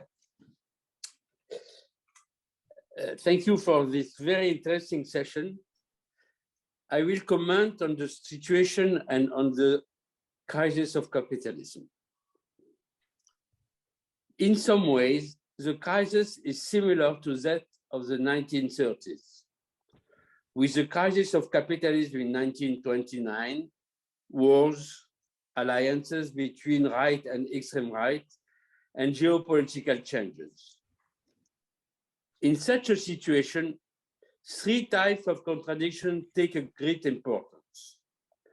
The first concerns the social question with the crisis of the dominant mode of production, capitalism. The second concerns wars and democracy.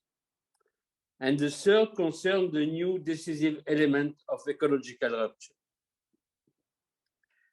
What seems interesting in the comparison is the transition to a new phase of the capitalist mode of production as between 1944 and 1945, with the transition to the Fordist and Keynesian capitalism.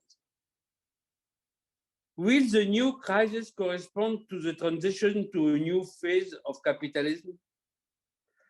Is the hypothesis of the transition to a new phase in the capitalist mode of production being initiated by new forms of production, particularly digital ones? It is also questioned by the changes in the main classes. In the dominant class, by the contradiction between the financialization of the bourgeoisie and the culture of the new digital leaders, executives, and managers.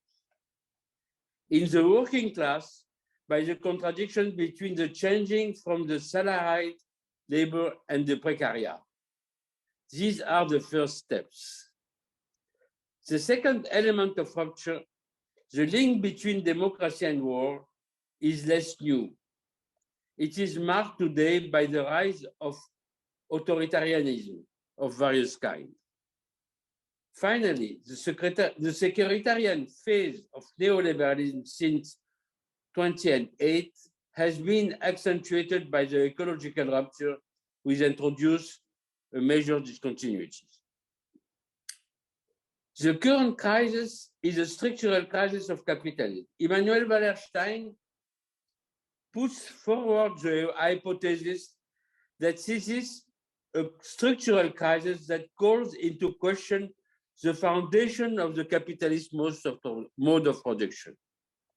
He considers that the capitalist mode of production is exhausted and that it should no longer be dominant in the next 30 years. But this crisis of capitalism would not lead to socialism. It would be succeeded by another unequal but different mode of production. In this hypothesis, capitalism would not disappear, but it would no longer be the dominant mode of production in social formation, in a similar way to how the aristocracy did not disappear when the bourgeoisie became the dominant class.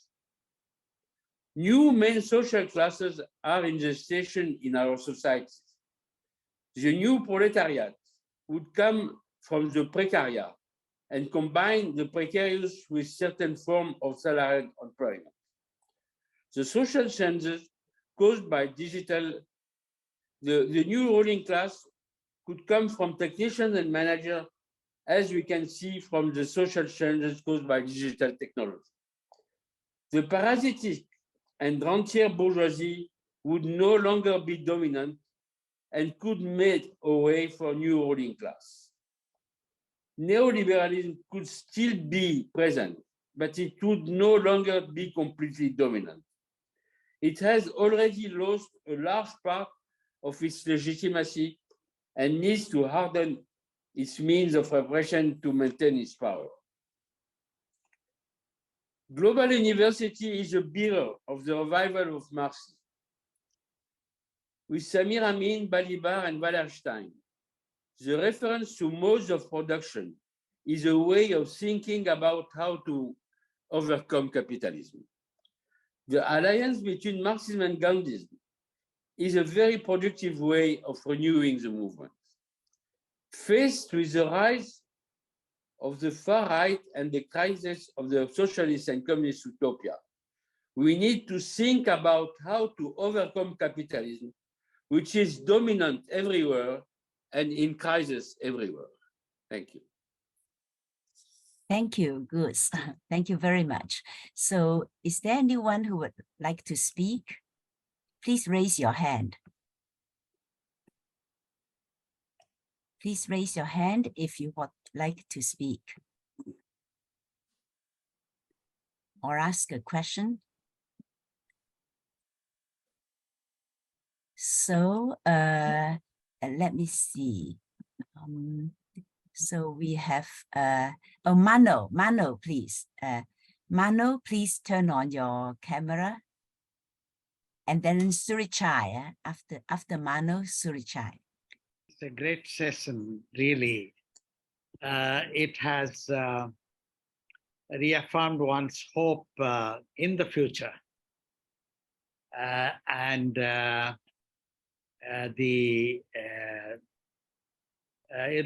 Professor Tsinghua was discussion of losers and winners, how the so-called losers are not really losers. The future is with them in most of the times. And her discussion on love. I mean, we really carry these discussions with us.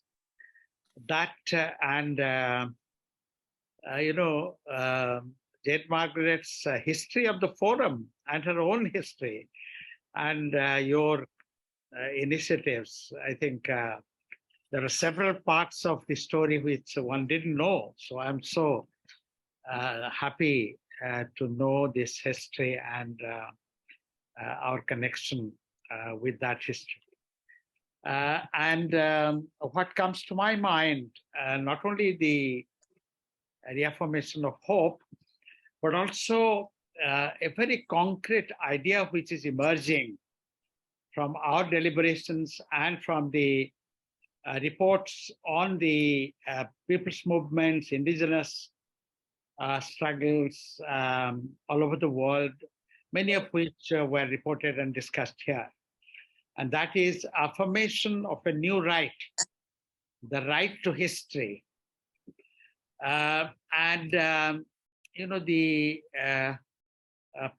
People everywhere are now revisiting the received history, mostly during the last 300, 400 years of colonial rule.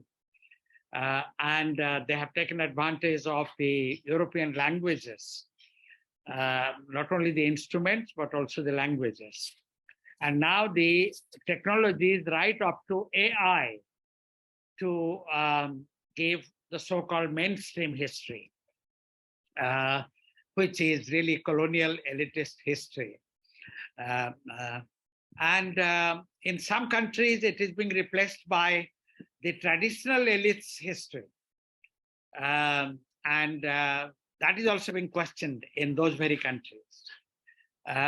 But more importantly, the movement for right to history is collective, the collective history of people, A, B, collective history that connects different parts of the world. So the art perspective is guiding the new history that people are rewriting. It's a history of the species with the human species, with the animals and the plants and the and nature as a whole. Therefore, not only the episodes of our great revolutionary movements, which were deprecated by colonial masters. I'm so glad Gandhi, Mao, and the people's struggles memories have collectively formed our perspective here. And in that, several satyagrahas led by Gandhi or in course of Indian freedom struggle were really spurned by the British rulers at that time. Now that history is being rewritten. Then the feminist history, history from the viewpoint of oppressed people, the Dalits rewriting Indian history and the Brahminic caste-ridden history. So the indigenous people all over the world, the oppressed people all over the world rewriting history. So I think we are in a great age of, as you said, new knowledge emerging from people's struggles. And one element in that knowledge is the emergence of right to history. And this is not individualistic right. It's not one's right against another right. It is the Ubuntu concept of right, the mutuality concept of right. Therefore, this imagination has been excited by both Tsinghua and all of you together. Thank you very much. And thank you for this great initiative, which have brought us together and gives us a new ray of hope, new glow of hope, reaffirmation of hope. Thank you all very much. Thank you, Mano. And I would like to invite Surichai. Surichai, please, yes, please turn on your camera. So Surichai is also a founding member of the Global University from Thailand. Thank you. Thank you. This session really excellent, and I have learned a lot. May I say that in the light of very challenging points about the theme of noble betrayal by Professor Tsinghua was very important. I would like to follow that discussion in the present context of the global crisis, not only global crisis of capitalism alone, but crisis of ecology, a crisis of our home of humanity, which so this noble betrayal idea in the light of 20th century liberation war struggles, very relevant, but I would like to highlight this in the light of the present context of ecological crisis, which have brought to us every day, almost every day, disaster and disasters in the making. And I also enjoyed the very important point about the agency for the future. The idea that Professor Yang Xiaohui mentioned about the agency of the future, and that are much information in the context of our struggle and our engagement with the global transformation. I also would like to highlight this agency of the future in the light of the very eloquent statement and words of our Jade Margaret Titsui. So I today, although I know her for 2 decades maybe, but I have learned about her mother today. So this the emphasis on that she put forward on the role of the indigenous peoples. So I would like to link this in the indigenous peoples and the issue of more of a trans-border, a transnational agency for the future. In the sense that we are living in this context of that we have the legacy of the 21st century, 20th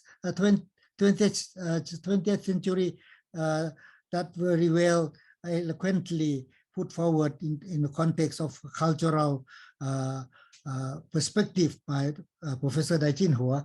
But based on that legacy, how can we face the present 21st century crisis, which have been even more serious and not only to be only reactive to the present capitalist crisis alone, but we also need to bring in the spirit of the discussion by our speakers that we need to engage in a restorative, in a proactive mission of ecological concern as well. But in the light of this call to engage with the biodiversity or the ecological issue, the issue of biodiversity loss have rarely become a part of a strong national level or state level struggle. But I would like in the rather weakening multilateral system, one sign which has been quite empowering is that the awakening of biodiversity engagement through the even the COP27 in Egypt, the global biodiversity framework, Kunming and Montreal last year, and including the recent one that is called something related to biodiversity in the marine and the ocean. Some people call it biodiversity beyond national jurisdiction. So I think this, at least these three very key multilateral efforts and consensus to the level of framework have highlighted a global and transnational awakening and also consensus to a new level, including knowledge community across borders.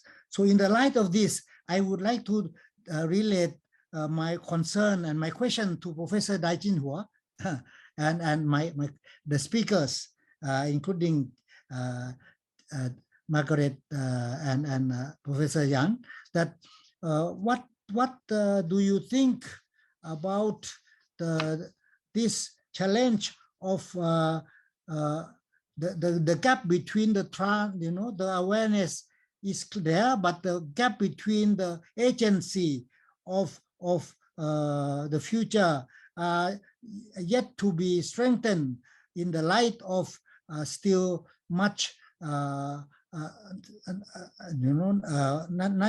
what you call geopolitical competition or geopolitical units, much less that the identity issue, the identity politics are much often linked only to the national level, nation state level, which are very important, but yet insufficient to deal with the global crisis of biodiversity loss and ecological crisis that goes beyond the usual nation state. So may I ask, in the light of, I just would like to relate, because betrayal is not a good word, but when you use the word noble betrayal in the context of a noble mission or universal mission, that we feel it has some universal value of restoring the earth together in the light, also overcoming the system, the capitalist system together, based on the localized and also awakening global and maybe in some case national level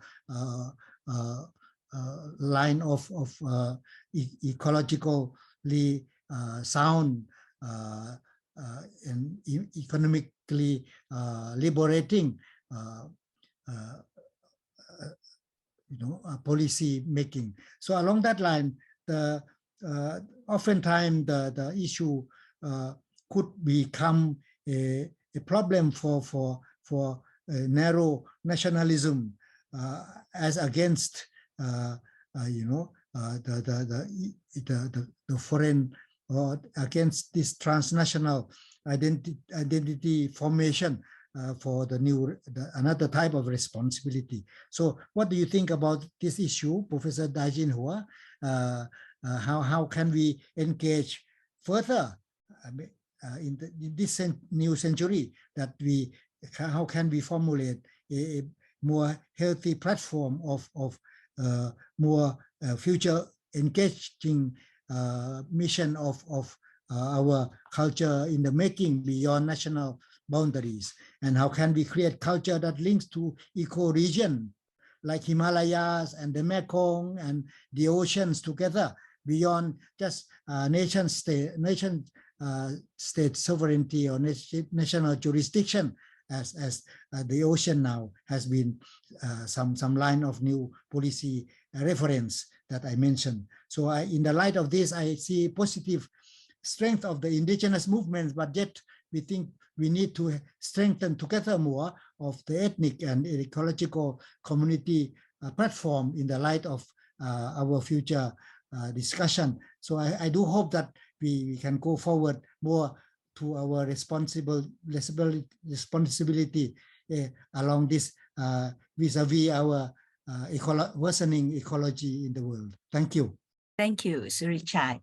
I think instead of asking Professor Dai to be responding to that big question, we could be having that focus for our next forum. Then I will leave it to Professor Dai to do the response. So I also see that there's a question. Is that a question from Maria? As Maria is saying that it is now larger than nation states, but it is more at the level of civilization, between a natural resources exploitation driven versus a more future thinking and reserve, sustainable and less greedy, and respect to nature sentient being ecology. Thank you, Maria, for your comment. So now I would like to invite Professor Dai to give your response to all the speakers, including from Xiaohui and Jade, and from our speakers from the floor. First of all, I would like to thank Xiaohui and Jadi for their wonderful speeches, and thank our friends from all over the world. Some of them are old friends for decades. Thank you for your comments, supplementary remarks, and kind reminders. In fact, I don't think I can bring up some more interesting questions based on what they've said. So I'll handle this question from the perspective that I'm familiar with. In 2021, Netflix, this company, published a TV series created by Korean creators. It's called The Squid Game. This TV series, as it was published on Netflix, it was so successful that it went viral within a very short time. And within the very short time, Netflix stock prices rise by 11% within a short time. It's such an irony that by some Korean creators, this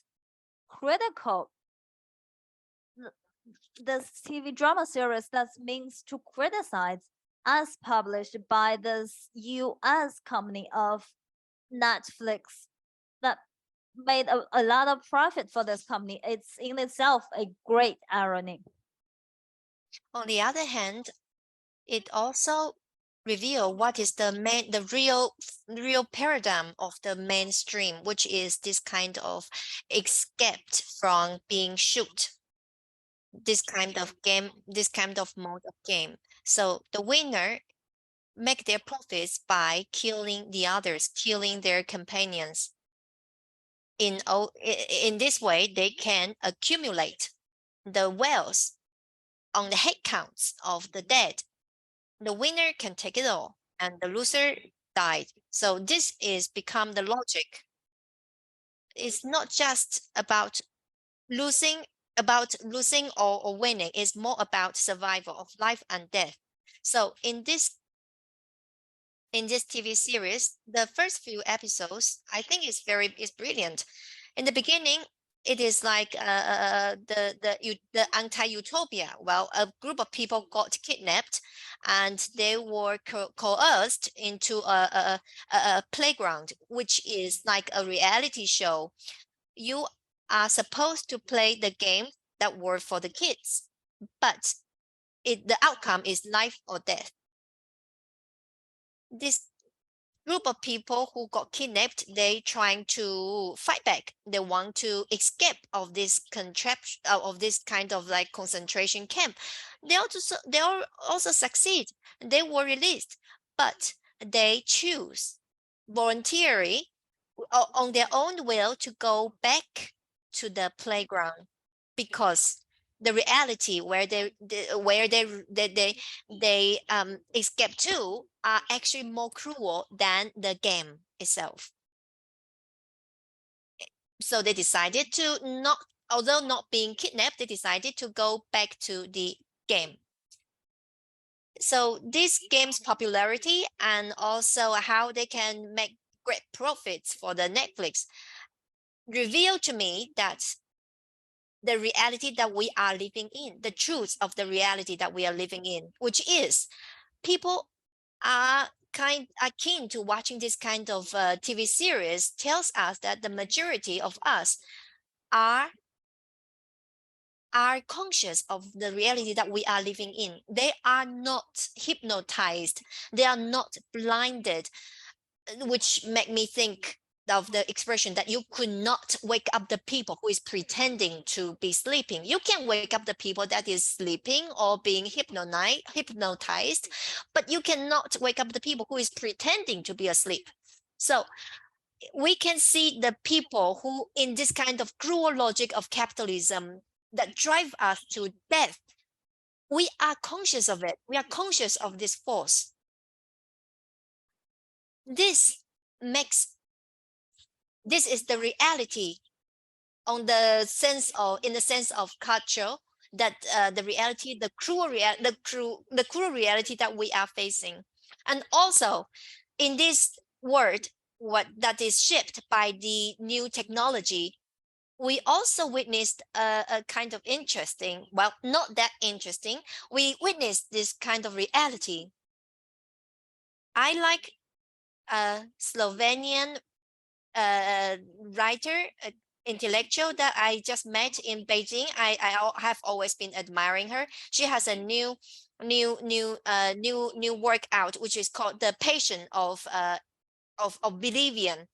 Well, in the technology in conspiracy with the capitalism is creating a patient towards unconsciousness, or because they use this kind of big data constantly to strengthening our unknowing or our unconsciousness towards the world.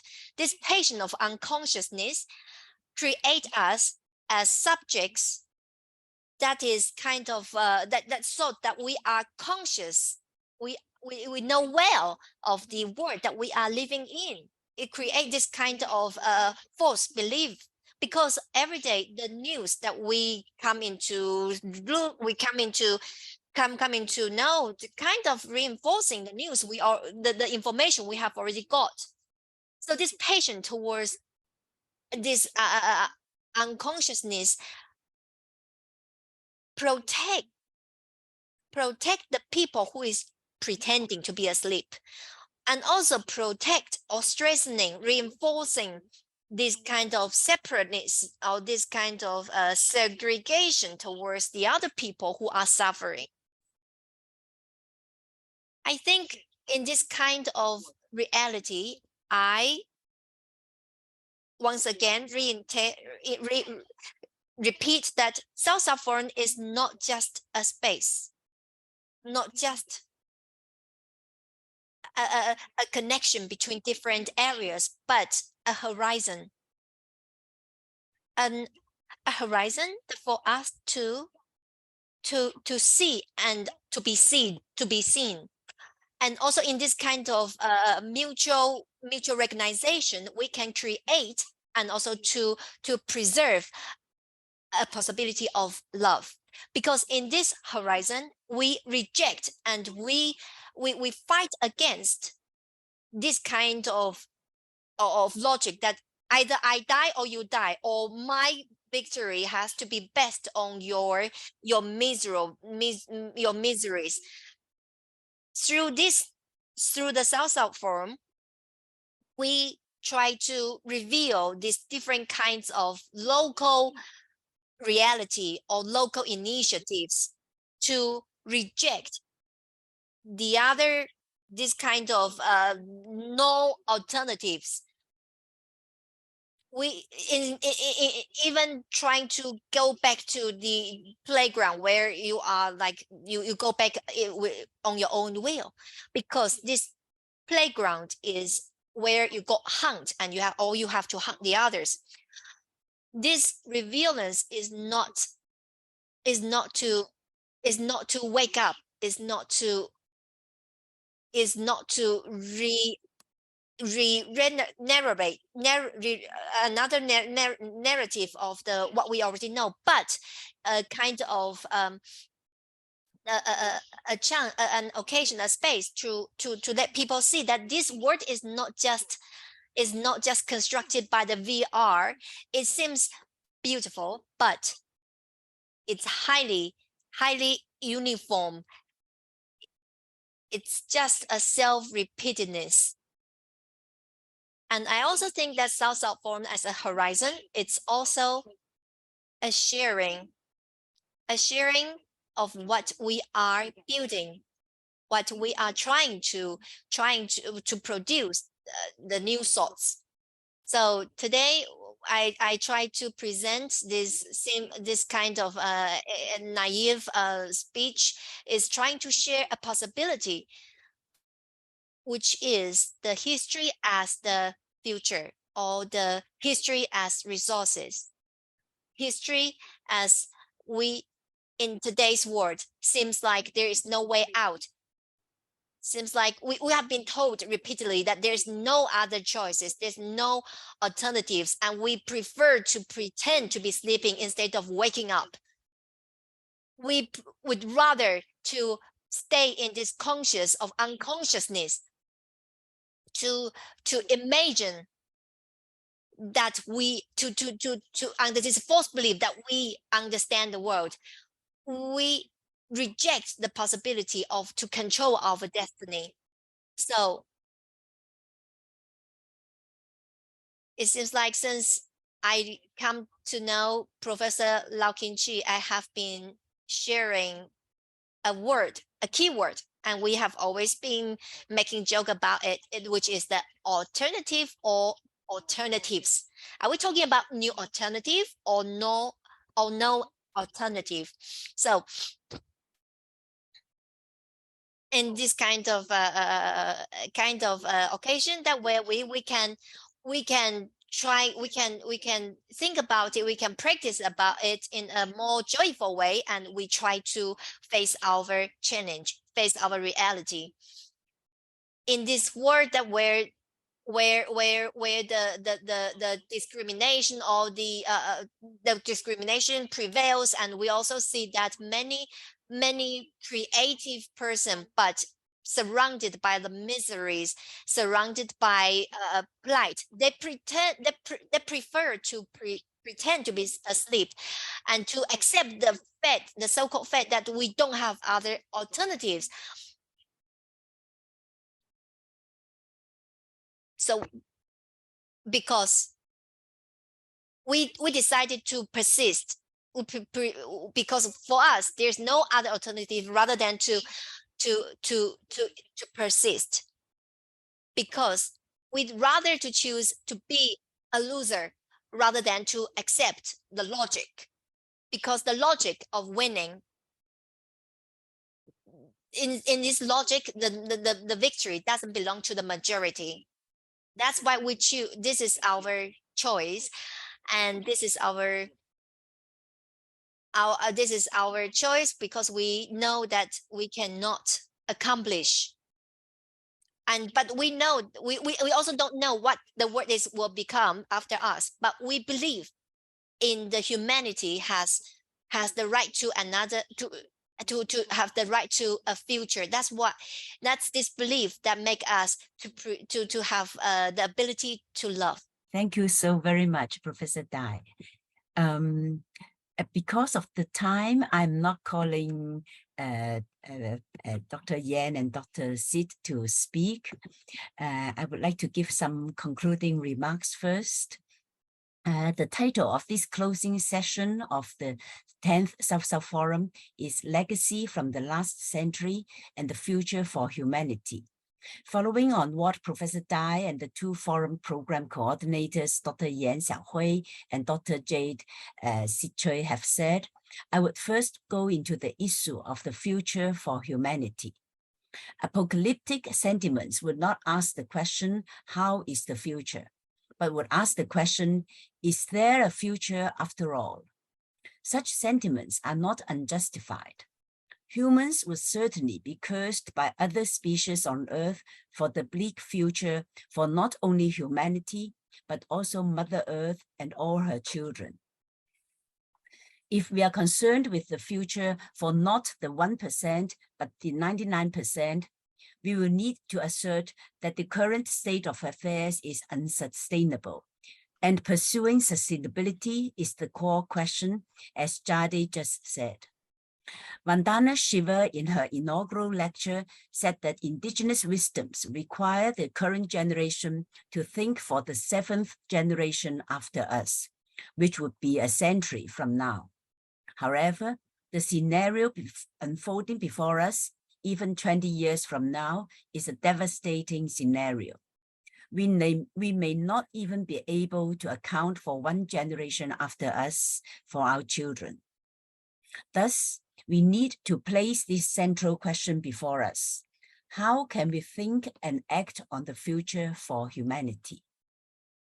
In proposing the idea of socialism, Marx talks about the productive forces developing in the womb of bourgeois society which create the material conditions for the solution of the antagonism between labor and capital.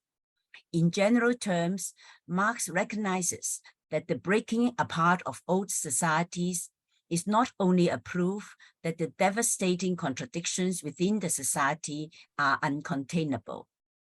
The destructive forces of contradictions and the unsustainability of the situation also betray the latent potential of new forms and new relations awaiting their moments of emergence, their actualization. That is, the new society has to germinate within the wombs of the old society and grow within it, then burst open the old society. The latent potential is something like a seed, a self-organizing complexity whose germination requires work to be done, work that brings about the crossing of thresholds and the summoning forth of the new subjects as agents of change, as Professor Dai just said. In our catastrophic times with what Samir Amin calls the implosion of capitalism, our future seems to be increasingly bleak.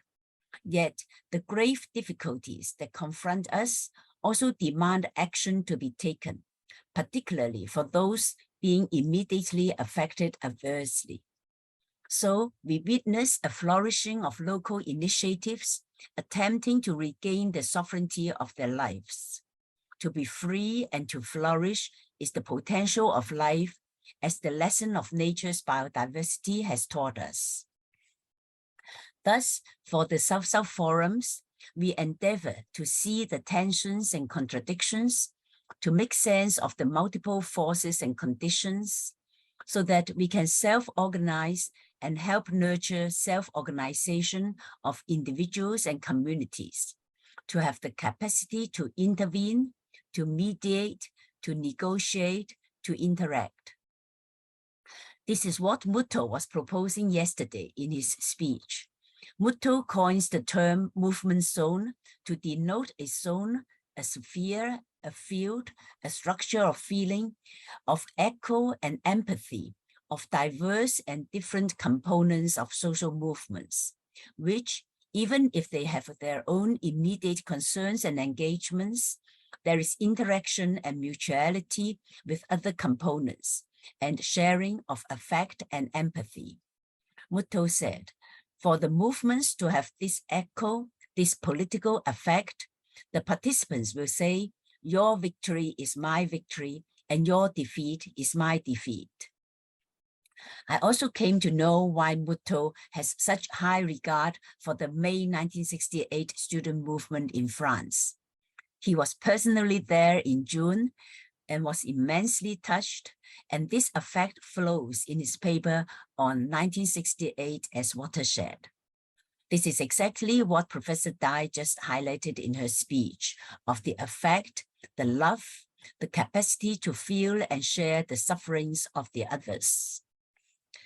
Mutto wants to go beyond mutual echo and political effect in the movement zone. He reiterates that after the Cold War ended in 1990, there is a lack of principles on the part of the movements to contend the principles of the camp of US imperialism. There need to be counter principles for justice and equality, like in the times of the Communist Manifesto, which would become the constitutive power of the new society.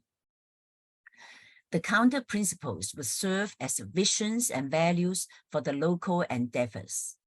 Here, I would like to add that conjuring the counter principles is not incompatible with recognition and respect for differences.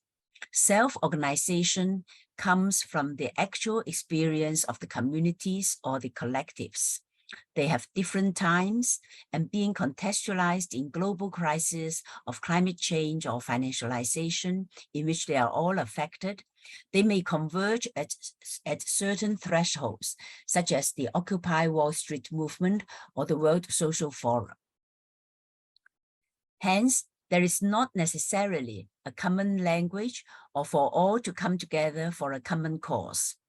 Different times cannot be coerced, into coming together. This is why there is the need to maintain diversity, and diversity brings sustainability. In the different times and spaces of self-organization, differences flourish. Samir Amin says, Eurocentrism claims that imitation of the Western model by all peoples is the only solution to the challenges of our time, which amounts to be saying that the same is the highest principle, and for that, differences that deviate from the same must be suppressed. To counter this Eurocentric universalism, we need to draw inspirations from non-Eurocentric thought and non-capitalist logic. I want to say this particularly to the young friends in the Chinese audience. By East versus West, we refer to the antagonistic blocs during the Cold War. But we could today revive an alternative East-West relation. Before the general and radical pursuit of modernization in China from over a century ago, China had looked to the West for knowledge and wisdom. The West, as depicted in the classic novel Journey to the West, refers to the venture of a monk Xuanzang 1,300 years ago to bring back over 600 volumes of Buddhist scripts from the vast land to the west of China, which is today's India. Buddhist teachings first came to China 2,000 years ago and continue to exert an influence. India had been a source of inspiration and emulation for eminent scholars such as Zhang Taiyan and Liang Shuming just a century ago. If we were to consider alternative East-West relations, it would be revival of mutual understanding and learning between the peoples of China and India. When we pose North-South relations as a vector of consideration, there is also much to be vigilant of. The developmentalist depiction of the global South as backward and primitive need to be rejected, as that is the legacy of Eurocentric white supremacy.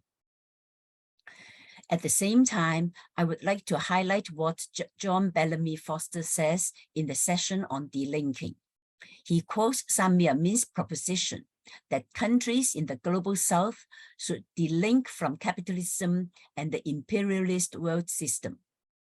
One should go for polycentrism and oppose Eurocentrism and its capitalist universalism.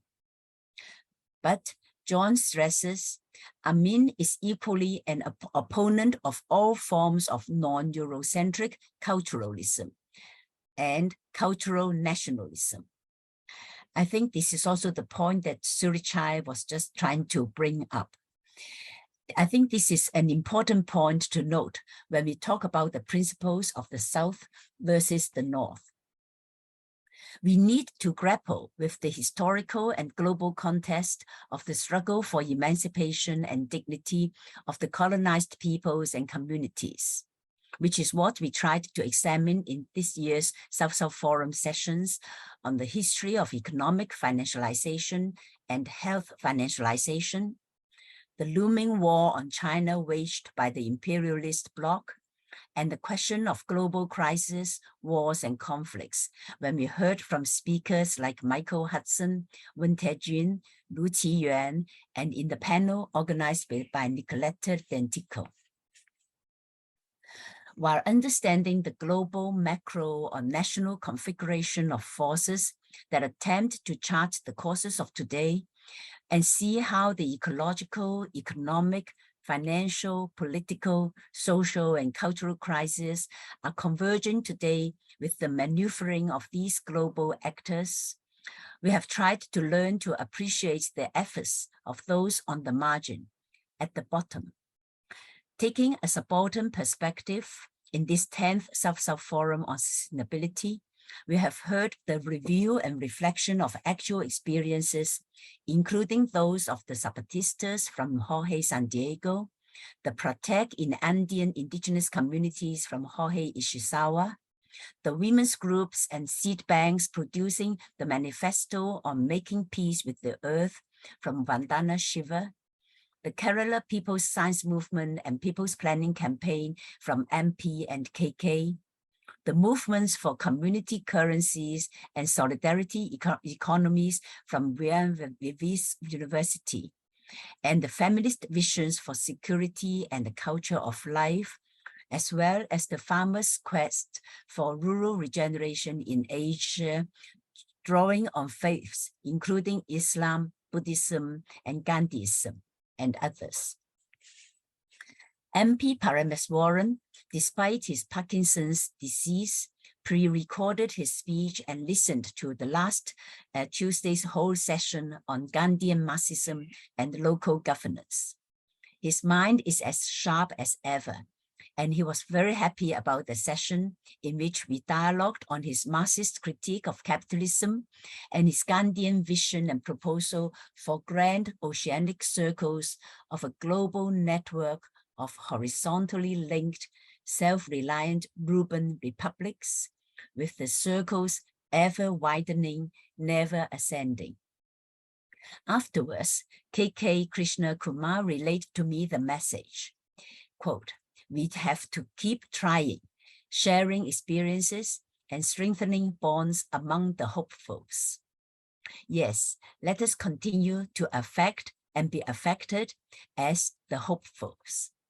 Professor Dai's speech today and her lifelong work have been to cultivate the counterpower against the multiple forces of capitalism in the shaping of subjectivity. Such interventions in the formation of subjectivity are most important. I totally agree with her proposition that the people is a political category of a political subject and identity. The people need to come back to the center stage of history. I thank her again for her exceptional speech to conclude this year's South-South Forum, and her saying aloud without embarrassment that it is love and passion that is the driving force for humanity to venture into the future. So thank you, Professor Dai, and thank you to all our speakers and our audience. We have had 500 registrants on Zoom, and we have the audience on the Xiaotong in China. So now, before we go into the final part on acknowledgement, I would like us to pay tribute to two very important friends and also Global University founding members. And I would like to invite Jadi to pay the tribute to Isabel Amin. We had 1 minute of silence to remember Isabel during the session on delinking, but we would like to pay our tribute again at this closing session. So, Jadi, please. We would like to show you some pictures of Samia Amin with Isabel Ingrid Amin. We are very sorry that Isabel, Samia, loving wife and comrade, passed away on June 17 in 2023 at the age of 96. They first met in the Institute of Political Science in Paris in 1950. Samia was 19 years old and Isabel 27 years old. Samir recalled, "We were at once strongly drawn to each other, and a few days later, we were beginning a life together." They had traveled a lot together. Samir saying he loved the mountains and Isabel the waters. In 2012, on our way to attend the second South-South Forum on Sustainability held in Chongqing, we were greatly honored to travel to the Three Gorges Dam and see the murals and old temples in Shanxi province with Samir and Isabel, as well as Anita Rampa, Vinod Wanan, and Rogerio Ferreras. Along the Yangtze River, on a cruise for several days and nights, we debate on development, Arab Spring, financialization, the Global South, among others. Meanwhile, Isabel drew a lot of paintings. In early September 2018, Kinchi and I went to Paris to attend the funeral of Samir. Afterwards, we visited Isabel. That was the last time we met Isabel. Thank you, Jade. I would like now to invite Walter Fomento to pay tribute to our friend Wim Dixon. So Professor Walter Fomento is Professor of Geopolitics, Hegemony, and Communication at the National University of La Plata, Argentina. He is Director of the Center for Policy Research and Economy. He coordinates the research branch on geopolitics, globalization, new forms of capital and international conflict. He is a member of the International Crisis Observatory, of which Wim, our friend, was also a member. So Professor Fomento, please. Good morning here from Argentina. Thank you so much, Kinchi. Thank you to the Global University for giving me this opportunity of saying farewell to our comrade and our friend and great role model. Farewell, Wim. This Friday, June the 28th, our great comrade, Wim Dixon, has left us. He always recalled his masters, Francois and Samir Amin. He always told us to continue the legacy, the moral and practical legacy of those masters. We say goodbye to an enormous intellectual who has given us great lessons for the peoples of the south of the world, of the peoples of our great Latin American and Caribbean motherland, and for the comrades of the CIEPE, of the Center of Research and of Political Economy, particularly. Those of us who have trained and will continue training based on his reflections and lessons and on the lessons of his masters are benefited. Wim was born in the Netherlands in 1946. He was an economist, a PhD in social sciences. Also, he got a PhD in the University of Sorbonne. He was researcher at institution in Costa Rica. He was the coordinator of the International Crisis Observatory. He was vice president of the executive board of the CEPLA in Latin America and vice president of the World Forum on Alternatives. He participated actively in numerous events, congresses, organizational spaces that had the purpose of fostering the experiences, the alternative experiences to the global order. He was part of the World Social Forum on Porto Alegre and the Hemisphere Meeting of Struggles Against ALCA, where he develops the issue of social movements against war and neoliberalism. In Argentina, he took part of the National Congress in Defense of Public Education held in 2016 in the city of La Plata, Argentina, where he was part of the panel that was called Towards a Multipolar World, where the new conjuncture, the national and international conjunctures were developed and where the organization and unity of the peoples were considered the way to defend public education and to continue with the struggle for social justice for the peoples of the world. On top of that, in 2023, he was acknowledged as honorary professor of the La Pampa University in Argentina by the dean of that university, and he was also recognized by the Villa Maria University in Argentina, and he got the honoris causa, an honorary degree by the La Plata University, and he was there with, he got that for his friend Samir Amin. He was the one chosen to have this honorary degree given to him. He also wrote an enormous amount of intellectual documents, for example, The Great Transition Towards a Multipolar World, and other publications by Vivir include, for example, New Paradigms for Another Civilization, published in 2023, The Global South in the Strategic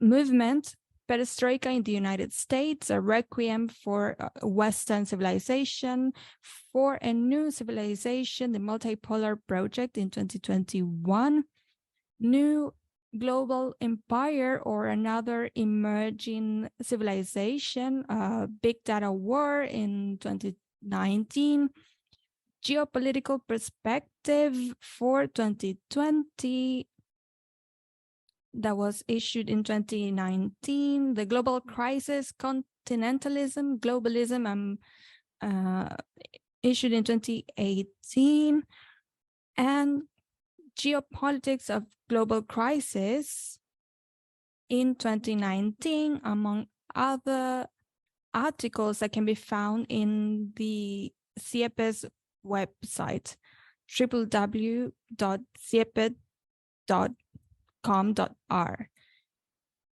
Members of the Global University and members of the CIEP, we send our biggest hug to his family members, friends, and loved ones. For us, Wim was and will continue being a master and a role model in our field. Thank you, Kinchi. Thank you, Global University. Thank you, dear comrades. Thank you, Walter. Thank you very much for that tribute to Wim. Would any of the friends here like to say something? Please just unmute yourself or turn on your camera.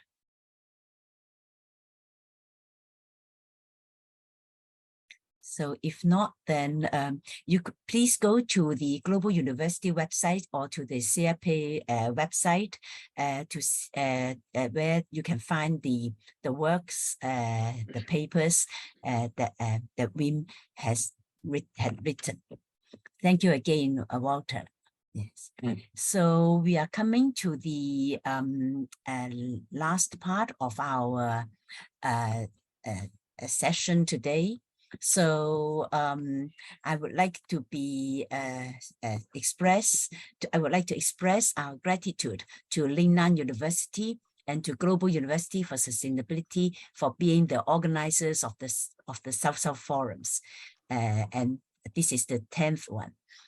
And I would also like to thank the 13 co-organizers, including 2 universities from Brazil and 4 universities from China. And for this year's 20 sessions, we have had 70 speakers from 25 countries. And I would also like to thank the 19 interpreters for helping with the communication so that we can communicate across language barriers. This is a long list, but every one of them deserves to be acknowledged. So they are our 4 Spanish-English interpreters, Julieta Mendez, Mercedes Pico, Salome Bustani, and Laura Lafuente. Our 5 Portuguese-English interpreters, Aline Lorena Tolosa, Anna Nistrom, Meg Butler, Michelle Lederman, and Jacqueline Moreno. Our 4 Chinese-English interpreters, Huan Xiaomei, Li Menghong, Dong Hanyu, and Pei Haitong. Our 4 Chinese-Japanese interpreters, Hu Dongzhu, Liu Jiajun, Liu Jia, and Wang Yinan. Our 2 Chinese-Korean interpreters, Ji Yunrong and Guo Yongmei. Well, there are no words that I can use to thank the executive team. It is, fortunately, a very long list of 28 members, and many of them are volunteers. So please allow me to read to you the names of this great team that has helped, that has worked so selflessly to make the work of the Global University and the work of the Lingnan University's CCRDCS a success. So they are Alice Chow, 歐陽麗常、歐陽哲、陳景、陳曦、古意、何志雄、Raymond 許、詹培遠、Kelvin 張、寇同義、口號、黎家希 Hyson、藍英健、劉建清、李喬治、李翠環、李卓元、Isaac Ngan、潘婷婷、薛翠 Margaret、宋偉、徐慧璇 Josephine、王樂、邢志明、嚴曉輝 and 趙天宇. So this is this great team of 28 persons, and we also have actually many other volunteers that have been making this project possible and also successful one. So again, I thank all the speakers. I thank particularly Professor Tsinghua for her companionship in all these 13 years. And we will be going into the future together, hand in hand and arm in arm. So please, will you all please turn on your camera? Turn on your camera so that we can see you and we take a group photo together. Okay, so thank you. Thank you so much. Thank you all very much. And see you next year during the summer. Now we will be going on holiday for a whole month. So do not expect us to be responding to your questions. And do not ask us when the videos will be uploaded. We will need to take a little bit of a rest. Thank you. Thank you all.